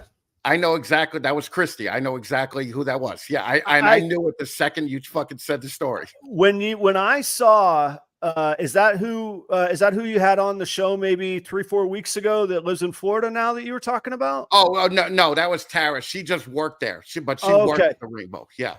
Oh man. Yeah. It was like, I said, hey, can I get a bourbon and ginger ale? And I'm staring at Lemmy. She's like, don't talk to Lemmy. And I was like, no, okay, I won't. And she's like, I'm not fucking around. Don't. I will kick your ass and don't fucking talk to Lemmy. I was like, I told you I won't. She's like, I don't believe you. Don't fucking talk to Lemmy. I was like, okay. When you said, she said, I'm not fucking around. I knew exactly who it was, right? I fucking totally knew. And it was like, Lemmy was there all the time and we would go during the day also. It was like, basically we lived there for 4 or 5 years. And, the first time Lemmy nodded to me, like acknowledged, I was just like, I'm done. I could go home now. I could go back to New York. Like fucking, we're regulars together. Yeah. Right? That and when Zach Wilde hugged me, like in the parking lot. Oh, cool, man. Yeah. And he was like, "What's up, brother?" And I was like, "Oh," he's like, "I'm surprised to see you here." And I was like, I'm surprised too. I didn't know we were on a hugging basis yet. So, but fucking, I was like, fucking, I'll take it. And he seems like a good dude. I've never crossed paths with him. He seems like a really amazing dude. He's from Jersey. And I think that's what, like being from New York, I got in with a lot of the East Coast guys that live there now, And but I remember one time some chick pissed me off and I was so aggravated and I was just standing there at the Rainbow and some dude kind of pushed me from behind to try and get by. I was standing right in the middle of the doorway. So I should have been he just basically tapped my shoulder and I fucking hurled around and fucking was getting ready to fucking swing at him. And it was fucking Paul Stanley, man. Oh, was it? Get the fuck out of here. Right. So yeah, so you rub elbows with the big people, but then you realize that you get tired of being in a room where somebody's always looking for the person that's more important than you, over your shoulder. It got frustrating to fucking deal with every night. Yeah. I never lived that part of the music scene, but I worked for the PGA Tour and I worked in these really super high-end clubs where there's private clubs where there's just so much money and all anybody's doing is looking to see who has more money than them and who's more important. Like none of them are actually having conversations with each other. They're either trying to impress each other or it's just all a facade. And I never experienced that on the music end of it, but I can only imagine. Yeah, it was. I mean, and it was cool because Cypress Hill used to hang out there, right? Did they? And yeah, they used to have a corner outside, like fucking when you Okay. come, they would be outside and they'd be fucking smoking weed and shit, right? Yeah. And one night, Fergie came in, right? Uh-huh. And everybody's trying to get Fergie's autograph and rushing her and getting a selfie with her, right? So I used to just hang out there like this, right? Like just with my Yeah. arms folded, like people thought I worked there because I wasn't drinking at the time. I would just drink like Sprite all fucking Oh, night, yeah. Okay. and so I look like I worked there. And Fergie comes up to me and she's like, "What's up, baby? You want a picture too?" And I'm like, "I don't even know who the fuck you are." Right? And she goes, "I want to hang out with this motherfucker," right? And then so she takes me to B Real's table, right? And then next thing I know, Fergie's sitting on my lap, right? And then Ah. I'm looking at her and I'm trying to figure out like where is she from? Like fucking what makes this chick Who famous? is this? that Yeah. And then I realized I was like, shit, this is the chick on YouTube that I saw pissed herself on stage, right? Oh, And immediately I just looked down and I was like, yeah, I gotta go see my friend, man. And I I'm just outta got up here. and fucking stopped hanging out with them, you know. But I mean, cool. I mean, everybody. It's like when you walk in the rainbow, they drop the Yeah, right. gratitude and everything else because it's such a great place to be and fucking hang out. Like our table was the table 13, what used to be Led Zeppelin's table, Uh-huh. right? So fucking it was just like, oh man, we're getting, you know, like Guns N' Roses hung out right there and Led Zeppelin Yeah. hung out right here. Yeah. Slash And- has his booth back there. Right. And it's funny you mentioned Ron Jeremy because I had dinner with Ron Jeremy a ton of times.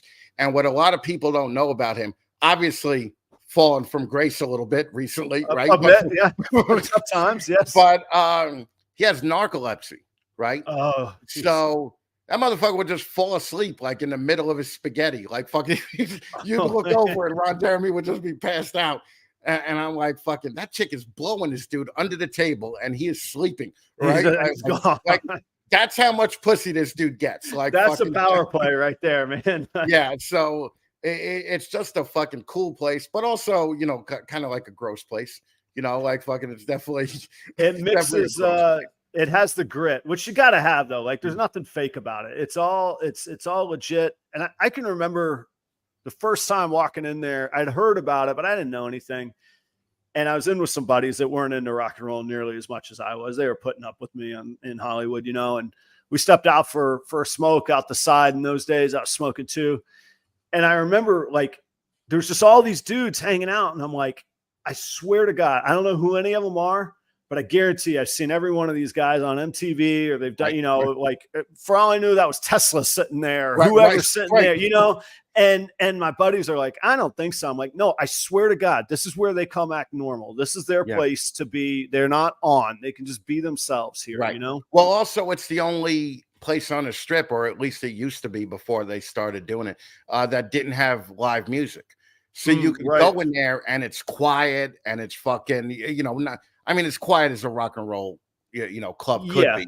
Right. But that was the cool thing about it is it's just like everybody just checked their ego at the door, came in and fucking, you know, fucking hung out. And it was a cool time to be there, but at the same time, I couldn't do it today. Like I hate people too much to do that again today. You know, fucking it's I couldn't even imagine playing like a local bar now just because there would be so many people there. You know, I would just get irritated. The nice thing about the rainbow is the booth, so that you could it wouldn't necessarily be privacy, but you could have your own conversations without other people butting in. And then it's a little bit hazy because man, we drank a lot, man. But like they have all those, there's a little like caverns and like not crevices, but little tables and booths like the upstairs. Like there's all these like nooks and crannies. Well, also there's that crow's nest upstairs. Yeah. Where you could just go and fucking take a bump and just be totally private, like fucking. You wouldn't see anybody, and even if they were there, it was all dark and just like really cavernous. Yeah, it was a great place. But again, you know, there's no way I could do that now. Matter of fact, when I moved back from LA, some bands would actually call me because they knew me from the band, and they were like, "Oh, Chris will bring 12 extra people if we, you know, if we have him, you know, show up a little." So I remember playing the show with them. And it was on like a Wednesday night. it ended at like 11, right? And I'm walking to my car and I'm like, what the fuck are you doing out at 11 o'clock on a fucking Wednesday night? Like, what do you think? You're 25? Like, Right. I was just so disgusted with myself. I'm like, never again. I'm good. You know, like it's just man, I don't know. It's a different world now, especially since music is so like disposable now, and nobody gives a shit really. Like, what you're doing. I felt like really old, but also really happy. In Florida, there was a. So I would play like the Irish pub. So I do the pub music, and sometimes it'd be with a band. But like I said, I can make more money as a duo or even a solo show, which was more work. And there's this huge pub down in Punta Gorda, like the land of the snowbirds, you know. And, Hyde Park territory. Yeah. Oh yeah, definitely, exactly. Yeah. Yep.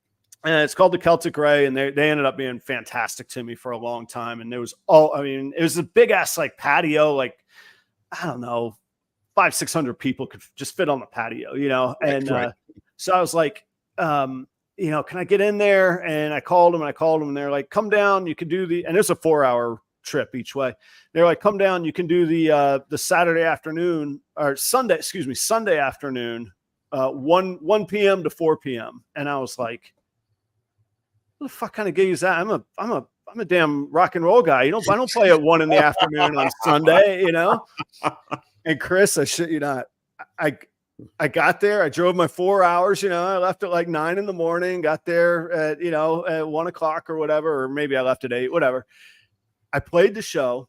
Those people tipped me so much, paid more attention than I'd ever been paid attention to at 10 o'clock at night with the drunk crowd. Right. I was able to pack up and leave by 5 o'clock, and I was back home by 9 o'clock that night, and I'd made more money, and it was the best paying gig on my circuit, man. I was corporate gigs were such the shit, man. Yeah, well, and this was just a pub gig, but I mean, it was fantastic. Yeah, the corporate gigs are where the money's at, though, right? Yeah, corporate gigs. So I remember we did a corporate gig, and we made like $7,500 for the corporate gig. Yeah, and we played 4 songs. Yeah, right? Like fucking, it was just like fucking. I was like, oh, all right, this is fucking awesome, man. Yeah, and but you feel a little bit like man, I used to be a rock and roll guy, but that only lasts until you cash the check, right? That's right. Yeah, I'll tell you what cures that. Yeah, those zeros. Like, I'll take that fucking check any day of the week than playing these fucking dives and shit. You know, because when you're up and coming, man, it's the worst. Like, yeah, it is literally like there's that meme that like a musician is the only, you know, person in the world that'll take, you know, $5,000 worth of gear, drive 5 hours. That's right. You know, to play a $50 gig, you know, like fucking, and it was true, man. It is true. It is true. We did. I'd be remiss if I didn't bring this guy up. There's a guy in Jacksonville, Florida, and Tito know who I'm talking about. But his name is Spade McQuaid. He's from Belfast, Ireland, and he kind of took me under his wing. Like 17 years, I've been playing as this guy's sideman and lead duties and all that. And so at the PGA Tour, they had these bigwigs from Ireland coming over. The PGA Tour was going to do an event at this highbrow club, and they're like, "Hey, Adam, can you get your Irish buddy?" And I was like, "I don't know if that's his thing." And I called Spade. He's like, "Of course that's my thing. They have money, dude." He goes, "Of course that's my thing." I said, "All right." So they said, "How much is it?" And Spade was like, "Tell them it's $1,500." I was like, "Spade, I think they only want us for like half an hour." He goes, "Don't fuck around, Adam. Tell them we want $1,500." I said, "Okay." So we get in, we're setting up the PA, and like one of the guys comes over and whispers, he's like, "No speakers, just you and your 2 guitars for a little bit." And we're like, "Okay." Chris, we played 2 songs, and the guy like shimmies over and whispers, he's like, "Thank you very much, gentlemen." He hands us our $1,500. Those are the best show. I mean, people that fucking that have money, like, and I'm not talking have money, like, you know, I'm not talking people that make you know, $500,000 a year. I'm talking people that make $6-7 million a year. They don't give a fuck. They will pay $5,000 to get rid of you. Okay, just go away. Yeah, just to go away. Yeah, and it was fucking great, man. Pete, I was in a band called Junkies and Thieves. There's some stuff on YouTube, but YouTube wasn't really a thing when we were doing it. So if you find it, good for you. Yeah, it was, but and also there's a lot that comes with it, when you're doing it full time. There's a lot of like shit that you do that you're like, I would never do that. Like I remember fucking having a band meeting on the bus, and my singer was just getting blown, and he was just like talking in the meeting like nothing was going on, like fucking, yeah, I think we should do this and let's do that and let's fucking, and I was just like, Jesus Christ, what the fuck happened here, Yeah. Yeah. We never had a bus, and I'm not even going to try and pretend that I can. Oh, it wasn't our bus. Right? Oh, I know. We never had anybody's bus. Not ours, not the record companies, not the rental out of Nashville, nothing, man. We had my Subaru is what we had. But yeah, on a smaller relative scale, yeah, there's just stupid things where you're like, what is going on here? Or the after hours is the best. Like the bar closes and then you're hanging out with the bartenders and a couple people you hang with, or that you invite to stay, and it's your own private thing. But it's just not a reality. At some point you either choose that or which I wanted to, I was happy to, but became a dad and a husband, and I met my wife playing in the band, so at least she knew and was got that was part of who I am. But like, it's not the lifestyle sucks you in, because I remember going to the Rainbow, being from San Diego. I moved to LA right away, and at the Rainbow you could use the bathroom in the kitchen, right? Like if you have any little heat on you, they're like, just use the bathroom in the kitchen, don't go upstairs, it's fine, right? So the first time I went, and I've told this story before, fucking I opened the door, and it's only a one person bathroom, right? And two people are fucking in the bathroom, right? So I was like, shit, I'm sorry, right? And I just closed the door. But then I stood there for a minute, and I just opened the door back up again. And I was like, do you know how fucking filthy it is in there? Take that girl to your fucking house. Take that girl to your fucking house, right? And like a week later, I'm having sex in that same bathroom. Fucking, just so, like, I remember when people were like, you see those movies or TV shows where you see the girl get off the bus from like fucking Kansas, right? And fucking 2 weeks later, she's a drug addict and all that. And they're like, it doesn't happen that fast, does it? And I'm like, dude, it happens so much faster than that TV show, fucking shows. It's so bad there, and it's so I just got tired of it, man. It's just like fucking, and I was missing my niece growing up, and fucking, seeing my nephew. I already missed him growing up, so I was like, I'm gonna go back home and at least see my niece growing up, which is overrated, man. Like fucking, that's a dumb reason to fucking come home, because fucking, all of a sudden you go from a fucking stage where you're playing in front of people that actually like you, to sitting in an audience on a chair that's made for a fucking 8-year-old, just to see your fucking niece act in a play. When your niece comes out, you don't even know it's your niece. All right. No, so you're like, who the fuck is that? Like, so and when I used to go over to see my niece when I first came home, she would run down and hug me, like fucking. I go there now when I'll get a text from upstairs, like, hey, are you here? From upstairs, I'll talk to you next time. Like, I'll catch you next time. Yeah, totally not a reason to come home. But I thank God every day that I did come home, because like when I had my stroke, I was like, if I had to depend on my LA musician dopey friends to take care of me, like I'd be fucking dead, right? So at least I had my family around. There's a lot to say for going and keeping your family around. Family is real, and Lord knows we all got problems with our family. That's for damn sure. I get it, but there is a reliability, hopefully, in the middle of that.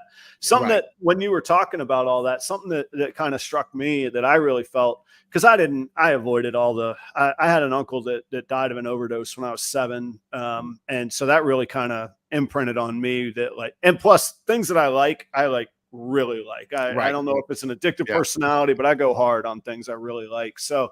Like I knew I had to stay away from drugs, and the farthest thing I ever got was alcohol. But I can remember being like, you either got to get all the way into that lifestyle, or you're annoyed because you're not a part of it, Yeah. and you don't get to experience it. And I can remember being on tour as the opening act for really great friends to this day. But man, they were taking shit to wake up in the morning because they had partied so hard the night before, and they had to take shit the night before to come down off of the stuff they did earlier in the night to go on stage to get up for the show. Yep. And like, rationally talking about it right now, of course that's not what I wanted to do, but damn, they were having fun and they were good at it, like they could handle it. I can't handle that shit. But like, yeah, when I stopped doing everything, my partner would look at me and he's like, I don't know how you do it. Like, you're fucking just going straight with all these assholes fucking drinking and drugging right in front of you. And I just made a decision to myself, because at that time, like, alcohol poisoning was hitting everybody in LA. Like, Janie Lane was dying, fucking Scott Weiland died of it. Yep. And I was just like, I'd rather be the guy that just gets everybody home all right. Well, like, I'd rather see my friend be an asshole tomorrow night too, than let him fucking do something stupid tonight to not do it. So cutting this shit out was pretty easy. Getting into like, but I have that addictive personality too, because in like 2008, maybe I hit for like 250 grand at a casino. Oh my God. And fucking that developed a problem for the next. I don't gamble. I don't like, you got a better chance of catching me. Like, well, I actually don't. I wouldn't gamble as much as I won't take any drugs, man. Like, I'll go out for like $100 or whatever and play some poker, but I can't imagine what would happen if I hit 250. Oh my God. And it wasn't 250 all at once. It was like fucking 80 grand here, 40 grand there, 70 grand here. Oh, she started thinking you were good at it? Oh yeah. I totally thought I could be a pro, right? Like, okay. All right. Yeah. That's even worse. And I had such a problem. Like, I was like, I'm going to go to the casino today because there's this, 61 Les Paul I want to get, and it's $14,000. Right. So so I would win up to like 13.5 and not hit that 14 and lose it all. Go back down to fucking nothing. Right. Like, that's how much of a degenerate gambler I was. And I'll still like there's a casino that opened about 10 minutes from me here that wasn't open when I moved to LA. Right. Like, when I moved to LA, it was like, fucking, there's no casinos here. There's no danger of this. Right. But then I moved back and there's a casino 10 minutes from my house. And, man. It's like I don't go there with like less than $800. Like, fucking, I'm just like, I'm not gonna go with less. But Krisha was here and I took her there like 2 months ago, and she is not a gambler. All right. And fucking, she was so miserable there. Like, fucking, she's like, what the fuck? Like, every time she lost. So we just left after like 20 minutes. And since then, I haven't been back. I was just like, fuck this. I've never imagined it, but I literally cannot imagine my wife, what she would say if I was like, we're going to go play a Texas Hold'em tournament tonight. It'll be a blast. Like, she would be like, no, the fuck we aren't. Like, That's exactly what Chris was. She was like, I'm going to go outside and look around. And I'm like, well, I'm not going to sit here and play while you go outside. Right, I'm going to go stare at the lights. Yeah. Right. So we just left after like fucking half an hour, but it was so fucking fun. But look, she's like, no, it's irritating as fuck. Yeah. but that's the, like, I have one of those personalities too, where one thing just has to replace the other, Yeah. It's the only reason I'm doing this dumb show for 8 years now. It's like, fucking, I just have to do something, and I enjoy doing the editing and the video stuff, but I don't enjoy it enough to fucking spend 35 hours a week, fucking editing, or 35 hours a month rather editing. And because there's a limited amount of money that you make from the show, right? And once you start like digging into that time by editing and like whatever, you're slowly making less per hour. Yeah, you're killing. I feel bad because when I first started, I was cranking out like an actual YouTube video. I'm not saying they were high quality, but I was cranking them out. And then I got to the point where you're talking about, where it was like, wait a minute, I can actually make more even with the snakes than keeping putting, because then you get better at things, and you get to where, like we were talking about earlier, you want to have some respect for yourself. So it took me longer to edit, the better I got, because I knew I had more chops, like I could do a better job editing. And finally I was like, man, 2 live shows that I don't have to edit. I'll put a lot of work into show prep. I'll put a lot of thought and an outline into what I do, but I'm done at it. I mean, like, I can't believe I think actually you, me, and Steven were talking about it. I can't believe, can you imagine the amount of editing it took for Steven to do that documentary? Like, oh, dude. Yeah. I mean, and how fast he did it too. Oh my God. I was like, ah. Well, they interviewed us for a couple of hours, like all day. We kind of between the 3 of us, appearing on camera, and they chopped down so much of it, So like Steven really loves it, like fucking. He does. Steven loves it more than I do. Okay, yeah. He definitely does. Like you and I get weird looks in our eyes for guitars. Like, talk to Steven about a camera. What Steven does. Yeah. Because I asked Steven what computer he has, and because I spent like $7,000 on the computer I have now, and I thought I was king shit, right? And then Steven read me the specs of his computer, and I was like, I may as well throw this piece of shit away. Like fucking. You've got a wobbly table, just stick it right under there, because that's where the value is going to be, right? Yeah, I don't even give a fuck about this thing anymore. So it's it's definitely. But again, going back to, like, I have that personality where I need to replace, and if it's like working on this rebrand thing, or it's just, I just try and do something. I try and do like 3 big things a year. Yeah. And if I could do that, then I'm happy, Yeah. But the gambling and the drinking thing, I don't really, I'm not into really anymore. So, right. But also that's simply by a measure of, I can't be into it because I wasn't making the kind of money that I was now, So it's like, I can't go to Vegas and spend $18,000 for the weekend. I could maybe go to Vegas and spend $1,800 for the weekend. Right. And I know that's a lot for some people, but let me tell you, if you're a gambling degenerate, it is not. That $1,800 could be gone in 7 minutes. Okay? Very fast. Yeah. I miss that. I don't know about you, man, but like, it's this intangible thing. But when you're on stage and it's going right, and the audience gets it, and the players you're playing with get it, and it's clicking, you feel like fucking Superman. And it's, I was really thinking about it before I even came on tonight. Like, any chemicals or anything you do is almost to like numb things. And that's how you feel better, because it makes you forget all the shit. Right. But music and that thing on stage brings you something rather than numbing something.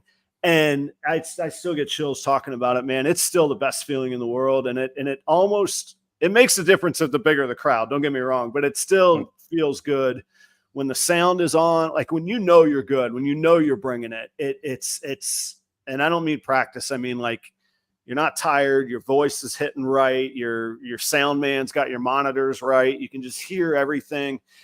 God, I miss that. So I'll be back at gigs, man. But I had to get the other money right. I bet you remember the 8 or 10 shows that were actually like that.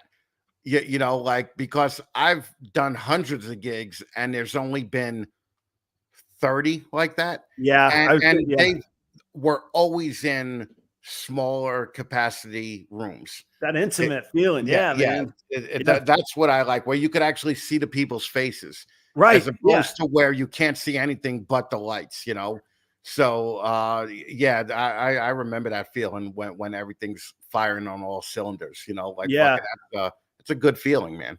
It's the best, man. And I do miss that. And I miss, people ask me what I miss about Florida. Obviously I miss my friends, but I miss my band, and I miss I put a lot of work into getting things nailed down on that circuit, where I was playing 3-4 nights a week, or afternoons on Sundays, whatever the hell, but I was playing. And it was good. I missed that part of it a lot. I'm going to have to get that back over the next few years here.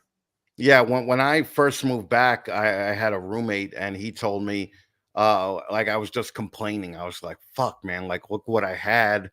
and fucking now I got a roommate and a fucking dude, like a fucking just like I'm not where I was. And he just looked at me and I'll never forget it. He said, "You are depressed because you had that stuff and lost it." He goes, "I've never had it, so I'm still happy as fuck, with where I am now." And I started thinking about it, and I was like, "Yeah, you know what? He's right about that, And there's a lot to be said for having had it because at least I did it. Yeah. Like we took helicopters to gigs. Oh, like geez, fucking, yeah, man. it was like fucking. It was we lived the dream for a very short time, Mhm. but I'm still glad I did it all. But again, I got a call to do 5 countries in Europe like 2 weeks after I got back from LA. And I was just like, no, like I literally just told my niece, I'm not gonna leave again. Right. Like fucking I can't be going out 3 weeks later, especially with those guys who were heavy partiers, Right. And it just wasn't gonna work. But nowadays I'm glad because I just do music really for myself, Right. like Yeah. just and it's back to what it used to be when I was 14. It's not like, oh, I'm chasing a deal or I'm chasing fucking, I want to be well known or anything. I don't give a fuck anymore. If I think a song is good, then that's my thing. I think it's cool, almost like you were sort of at the tail end of the ultra power of the record companies, and that declined after that. And I think a lot of people don't realize that there was a very, very closed shop, man. If you didn't, however the hell you got in, whatever the hell you had to do to get in with the record companies. And now that's come down with, I mean, as annoying as, YouTube music stars are, people can do that and you can put out your own music and you're not beholden to it. And like the technology on an off the shelf Mac is better than what, Remember the days of like 4 tracks on the cassette? Yeah, a little Tascam little thing. Yeah. And you thought you were badass when you could ping 4 tracks back down to 1. Right. And you're like, I got 3 extra tracks. Yeah, I got 7 tracks now. Yeah. Oh. And then it still sounded awful at the end of it. It was terrible. Oh yeah, fucking the tape hiss for days, right? Like fucking just horrible. I mean, I remember when we first got the DAT machines and we were like, oh, this is something that's, like this is going to change everything. That shit didn't change everything. Like fucking it did nothing but prolong the agony of switching over because fucking you just didn't die, right? Yeah, because you remember the days like I've done a lot of recording, and when like real musicians were like, I would never use Pro Tools. Yeah, like there's something too harsh about it, and then fucking I saw like fucking some a couple of years ago where BB King was like, yeah, I use Pro Tools on that and I'm like, fuck, if BB King is using it, fucking I think I could use it, I tell you, it messed with me. I heard Rush, their last tour they did, just used iPads into the soundboard. Yeah. No, we need Les Pauls and hot tubes, man. And audience, like there's these tube amps and you want the tube amp sound and it's a super analog thing. And they're like, no, just plug it into an iPad and run it to the soundboard. And well, what's the name used to do that, right? 9 Inch Nails used to do that. Oh, Reznor, yeah. Just like fucking, and I'm just like, oh no, this shit, I could never do this shit. Turns out 20 years later, I'm doing it. Like I'm using Pro Tools on a fucking PC, fucking recording into a fucking software for a Marshall JCM 800 sound. Right. Yeah. Let's click this button. I need my Marshall today. Yeah. Right. The only thing I wouldn't say I don't like, the click tracks, man. I like the little variants in a human drummer, and it like makes there be variants throughout the band. And I don't know what it is, because I know being on time is very, very important and we should be, but I don't know. I can't get over the click tracks, man. Dude, or the drum machine, So many recordings I screamed at that guy for telling us we had to do a click track. And I'm like, you're throwing off my drummer, man. Where in reality, you shouldn't be throwing off the drummer. You should just trust that the drummer is going to stick with it. But there's a feeling that you get from doing it live. Yes. Than you having to fucking pay attention to this fucking Yeah, clicking right. in your ear where it just Yeah. doesn't. I want to be tuned into each other, not the damn beep, tick, tick. And like, the beginning of Honky Tonk Woman is far different than the end of it. Charlie Watts is a different, and none of us think of that. We don't know it. Nobody's dissected it. It felt good and it was badass because it was. I used to hate technology. I used to hate, like, are you an original song guy? Not much. They suck, man. I can't sing. They're terrible. Like, I would love to be, and trust me, I've tried. God, I suck at songwriting, man. I think maybe in the 30 years I've been trying, maybe I've got 3 that I would be like willing to. I don't know, but no, I'm not. To answer your question, no, I'm not. Well, no, it's just funny because I was thinking of this story, like fucking. I remember we had to get a replacement drummer, and the drummer came in, and I was very anti double kick drums, right? I'm like, okay, that's ridiculous, right? So this guy fucking, get a fucking pedal, right? And he brings in, he sets up his whole kit, right? It takes him like an hour to set it up, right? And we're finally ready, and he goes, "You know what, Chris? I listened to this particular song, and I was thinking that during this part, instead of doing this, I'm going to do that." And I just looked at him and I was like, "Oh, is that what you think?" And he goes, "Yeah." And I go, "Pack up your shit and get the fuck out." And we just left the room, because people don't understand. It's like your fucking baby, right? Like it's fucking somebody saying your baby is not good at it. Yeah. Yep. And then when we did covers, it always had to be like, if we're gonna agree to jam in it ahead of time, you could change it up a little bit. Mm-hmm. But fucking, if we don't talk about it ahead of time, fucking stick with what the people know, and that always pissed off a lot of musicians too. So I they're get a what hard you mean. group to deal with. They are, and I get what you mean about it being your baby though. Like I saw it as my responsibility, but I always took pride in it too. Like it was always Spade's band. I knew at best he was the benevolent dictator and it was his show, but I also knew the love and the care that we did a ton of his original stuff. But I mean, we played 4-hour shows most nights. Most nights it was 10 p.m. to 2 a.m. was our gigs. And I think why he kept me for so long. And to this day, if I were in Jacksonville, he'd go, "Hey, we're playing tonight," kind of thing.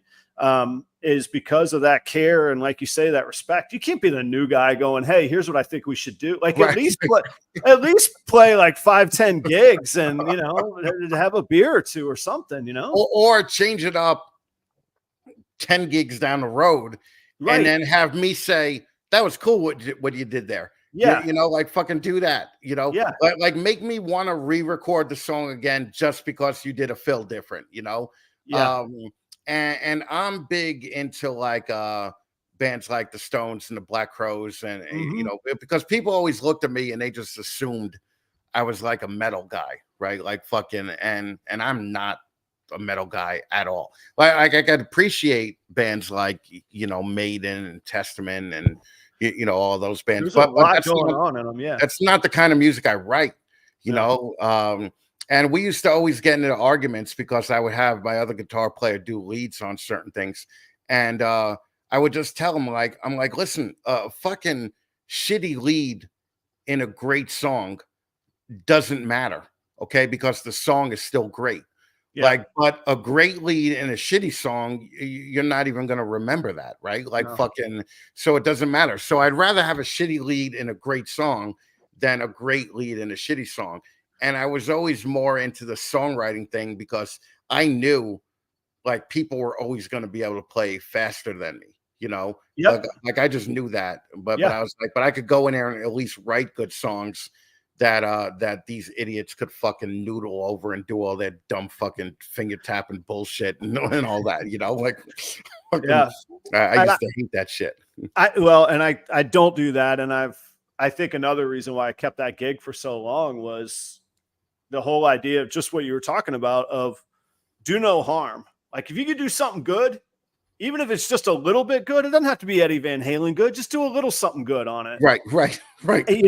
And find where you fit and stay in your lane. And it's a neat analogy you made too about being the guy with the guitar and then having a lead guy. Cause that's Rich Robinson. Like the guy could play anything he wants, but he brings in a lead guy to do it on top of him. Right. And then, you know, whether it was Ronnie Wood or Mick Taylor with Keith Richards, same thing. It's always Jagger Richards. It's never Jagger Ronnie Wood. Yes, never Jagger Wood. Yeah, no. Yeah. Never once, right? Yeah. Like, no, all credit to Ronnie Wood, who is a badass, and most people. I never realized he was the bass player in the Jeff Beck band after Jeff Beck left the Yardbirds. Like, that dude's done it all. He could do it all. It's still Jagger Richards, though. He was also in the Faces after the Small Faces, you know, became. He and Rod Stewart. Yeah. So and it's so funny. Like, you're one of the few people I could actually talk to about that, except like old dudes with beards down at their fucking. I know we're losing the audience here, but we totally are fucking. But I knew this was going to happen. I totally knew this was going to happen. Real quick, since your dad owned a music store, what was your first guitar? So my very, very first guitar, man, I got chills about it. Thanks for asking. I'll tell you the two very first. So my very, very first guitar was a little classical guitar by a company called Gremlin. 1983, Christmas. I was 3 years old. My dad gets me a classical guitar, and that guitar sat in my closet till I was 14. And Chris, I honestly don't remember what the hell it was, but I remember one day being like, I need to learn how to play this thing. All these years I've had it. And there's my dad in the living room just jamming away. And I walked out there and I was like, Dad, can you teach me a few chords with the guitar? And like he lit up like a Christmas tree. He'd been trying to teach me for a decade. So I played that crappy little classical for like a month. And my dad was like, all right, screw that thing, throw that away. And I do still have it to this day. But then we went to a pawn shop, and you won't believe this, but man, a 1972 Gibson SG with a broken repaired neck, and the two cutaway horns had been cracked and repaired as well. Right. $80, man. I got a 72 SG for my first electric. And man, I was those in the audience don't know what we're talking about. Angus Young from AC/DC. That's his guitar. That's what he plays. I mean, different year, but so that was my very first guitar, and it was it was junk. It had been cracked 3 places. It couldn't stay in tune and all that. But it's what your first shitty guitar should be, you know. That's what it should be. Yeah, I mean, that should be your. I would look at the curves on it, man. You know, an SG, it's got the flat top, but then at the edges, it's got those beveled edges with the nice, like it's like a hot chick's body, you know. Yeah, man. Oh, so nice, man. Yeah, fuck. My first guitar was a fucking Harmony from Sears. The Sears Roebuck, yeah. You could order, man. Yeah, a little Strat copy that was fucking, and I was so happy with that fucking guitar, right? Like fucking, I learned like a D, C, and G and played fucking Can't You See for hours, right? Hours. That's all you needed, hours, right? Fucking, yep. And then the next, I went out and bought my own after I learned how to play a little bit, and I had bought a red Yamaha something RGX 7 or whatever, and I loved it until my friend's band came over, who I absolutely respected, right? And I pulled out my guitar, and the drummer goes, "That's a fucking Firehouse guitar." Right. And I was just like, oh, fucking Firehouse. I'm like, fucking, I immediately went out and bought like a fucking 88 Les Paul. I was going to say that became a Gibson or a Fender, man. Right. Yeah. I was just like, this is bullshit. Fucking motherfucker called me Firehouse. I was like, fuck that. You know, like I got to do something better, you know? So my first real guitar was like an 88, black Gibson Standard, which was great. I bought it from a music store for like $700. Nice, man. Yeah, fucking, I looked at Les Pauls now, fucking $3,800 for a Standard, you know. Oh yeah, just to get in the door. Yeah I'm just like, no way, no fucking way. I remember I got my first salary job. I'd worked for Ruby Tuesday, and it was 2003. So I'd worked for them for 7 years, and I was on salary. And I remember my very first paycheck, I went down to there was a place in Jacksonville called Don's Music and Pawn. And I walked in there, and $1,400. I got a 78 tobacco custom, man. And yeah. And I remember I walked into the restaurant with that, and I was like, this is what I got. And everybody was like, oh, good for you. You got a guitar. I'm like, and you don't understand what this is. This is like what every new guitar player says to his friends, right? Like, you don't get it. All right. You just don't fucking get it, you idiot. You know, and you start looking at your friends different. You're like, he didn't even know that this was the song that fucking Keith Richards used, or this was the guitar that Keith Richards used on, you know, Brown Sugar and shit like that. So, so irritating, man. It was so fucking irritating. But at least it was a guitar that I could put in the case, and I wasn't that dude just walking up the boulevard with the empty case. The actual guitar in it, right, man? Yeah. So it's it's definitely.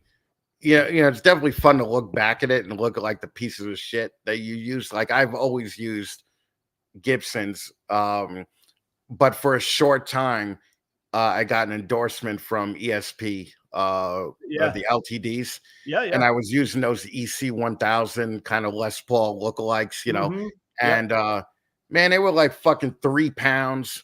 Yeah, and I was just like, fuck this. Like, I like a guitar that you got to work at to get the fucking sound out of it. You got to fight it almost. Yeah. And that was not happening with any of those fucking ESP LTDs models. Yeah. So I was trying to explain to somebody, like, there's like guitars like break in, and so many people are like, why are all your guitars beat up, Adam? And I'm like, because I use them. They're not trophies. They're not. They're. I don't beat them up, but I do use them, and I don't apologize for using them, because the good ones you continue to use, and so they get more and more beat up. The ones that don't sound as good, they get stuck somewhere or hung on a wall or put in a museum or whatever the hell, you know? You're right. Yeah. Well, yeah. In the short that you did, where you said, hey, it looks great on the wall, but it plays like a tree trunk, you know? Okay. That one goes there, but the old beat up one that just fits. It's just, it's beautiful, you know? Oh yeah. If you don't have fucking buckle rash in the back and checkering on the front, it just doesn't even matter. You know, like I would take, anything made in the 70s and 80s over anything brand new, like even from Gibson. There's a company called Nags that are out now, and the Nags guitars, they look pretty decent, but like the entrance point is like $6,000, and I'm just like, that's a little bit too much, like fucking I'm not rolling in that kind of money anymore, no. And I'm the same way. I'm not going to drop that much on a guitar, but on top of how cool the stuff from the 70s or even the stuff now that's left over from the 80s, it's left over and it's still there because it survived. All the shitty ones they threw away, or they're under a bed somewhere. So like, they're good. Like seeing that old beat up one that you're like, I mean, there's some things that are, irreparable, but as long as it's cosmetic, like, those are the good ones, man. Cause they've been like, nobody keeps picking up a shitty guitar. You keep picking up the amazing one, That's why I hate when Gibson started the custom shop guitars with the like, we're gonna design this relic guitar, paint it with the relic look. Right. And I'm like, hey, that's some bullshit right there. Like, what the fuck is that? Like that's for the lazy musician that fucking just comes in and doesn't want to put the work in, because like every one of my guitars, especially the ones in storage, are beat the fuck up to no end, and I still like them, but there's no reason that I'm gonna fucking pull them out of storage, and I'm definitely not gonna hang them up on a wall anywhere. I'm just gonna keep them, where they're happy in the case, and fucking just chill out. And then hopefully one day when I do retire, maybe the guitar will fucking bring in an extra $20,000 or whatever, So it's a hope, so it's a hope. Like fucking normally you buy a guitar and you're like, one day I may be lucky and this thing will be worth half of what I paid for it. It is cool to see some of the older ones they don't appreciate hugely, but at least you can have them and sleep well at night, not losing on them, because believe me, I plan on moving to Tennessee, and when I do move to Tennessee, I'm definitely I want to go to that Gibson showroom Yeah. and the Gibson factory being that it's right there now, because I think that would just be a cool thing to see, Oh, I think so too. yeah, just seeing what they, seeing what they put into making the binding, you're Mhm. just like, fuck, you spent 8 hours fucking doing that binding, like fucking, after it's had to cure for a month and a half, like fucking, you're And like, I'm damn, such a sucker for it. Like I'm such a dick about like the tributes or the studios. I'm like, doesn't have binding on it. It makes no difference in the sound. But none I at want all, to none play at it all. with the binding. Yeah. But the funny thing is, let me roll over here for a minute. This is a tribute, but because it's a maple top, it looks like It has. looks like it has the binding. Yeah. So that was the selling point where I was like, yeah, there you go. But I could only get this model because it was the only one that it looked like had the binding, Yeah. So Gotta look the part. But yeah, it's just and this is actually the first telly that I've ever gotten. And I've played a couple, but fucking this was the first one that I owned. And I gotta tell you, I don't hate it. I don't hate it at all. Especially behind the desk, man. Like in a studio, telly's like on stage, I'll admit, like I just want to be a Gibson whore on stage. Yeah, but like playing, like if you asked me, hey Adam, I need you to put down some tracks or whatever, it'd be the telly that I reach for. Right. Yeah, that's the thing. And I don't know if people noticed, but I am gonna do a record this year, and Adam agreed to fucking pick a song out and fucking play on it. So I'm pretty excited about that, man. So I am too, and I don't have any expectations, but man, it's when you brought that up, I was like, oh my God, just act cool, Adam. Just be normal here for a minute. It's real cool. I'm excited. It would just be fun, right? Like fucking, it would just be a fun thing. Like because I saw you on stage. I saw some video of you on stage at Jeremy dude's party in Pennsylvania, right? Yeah. And I was just like, yeah, fucking that's cool. Fucking Adam's just up there fucking playing. If I was there and I had an acoustic, I'd fucking love to be, just there with him noodling around in the background, right? So it was something that I thought about as soon as I saw you do it. Oh, thank you, man. Thank you. Yeah. And that was first, I mean, let me not hesitate. That was an amazing gig. It was a blast to be invited to do that and to play for friends. But like, so if I'm used to an Irish pub and people walk into an Irish pub, like I know who's walking in and they know what they're getting. Right. Playing a barbecue of strangers, man. I was like, look, guys, I'm going to do what I do and I hope you like it. And, but it was really cool. And we had a good time. And we're going to, I'm planning, actually, I got to work out the logistics of because I'm not taking that Gibson on an airplane and handing it to anybody. So, I got to have to find another guitar over there. I think Kent has one for me, but so we're working out some of those logistics, but I think we'll do it again this summer though. Yeah. I'm not worried about even being invited to that party. So it's okay. All right. You would have an open. I mean, I don't know. I'm not the host, but I got to think you would have an. I don't think there's anybody there starting a I hate Chris page tomorrow. No, Warfels might be, but it's okay, right? It's all right. Yeah, I don't know. I'm Switzerland, man. You know that. But so. I would enjoy. I would love it if he did. If he fucking started a fucking fuck the fat man page on Facebook. I thought you were gonna say you'd love it if he'd invite you. No. You want the hate far more.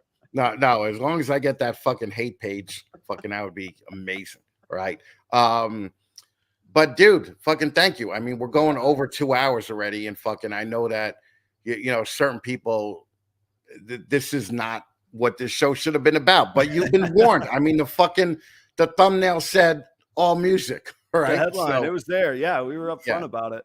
No, dude, I appreciate you coming on, man. Thanks for having me, man. It's really fun. There's very, like you were saying, very few people I can geek out both to that level of music, but also both of those worlds overlapping too. So it was really cool. Thank you, man. Dude, fucking love you, brother. And this was fucking great. And everybody go follow Proper Royals, Instagram, YouTube. It's all Proper Royals, right? It's all Proper Royals. That's me. That's it. And thankfully it's kind of a stupid name, but you know what? Nobody else has it. So that's fine. Dude, that's all that matters now. Yeah. You think eyeballs was fucking Right. eyeballs was I was looking at an iPad and I was like, oh, that- eyeballs. Yeah, that makes sense, right? So yeah, but everybody go follow fucking Proper Royals everywhere.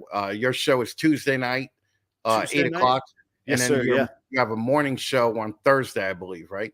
Yeah. Thursday mornings, 7:30 Eastern, which that was early to begin with. Now I live in Central Time, so 6:30 for me on Thursday Jesus. morning. Oh yeah. Yeah. It's life decisions, man. It's great. The morning shows are hard to get off the ground, man. Fucking, I watched Brian do it, and it's like fucking.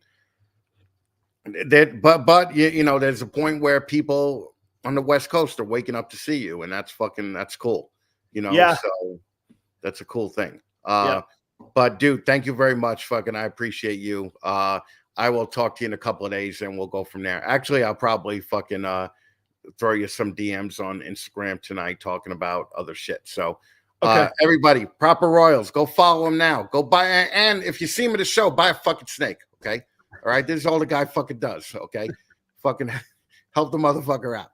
So, Right. all right, Buy a snake. I can get a gig if you buy a snake. right. Join his Patreon if you could. Fucking There you go. make shit like that happen. So, Adam, thank you, brother. I appreciate it, man. Hey, Chris, thank you so much, man. I appreciate it. Oh, and we're on.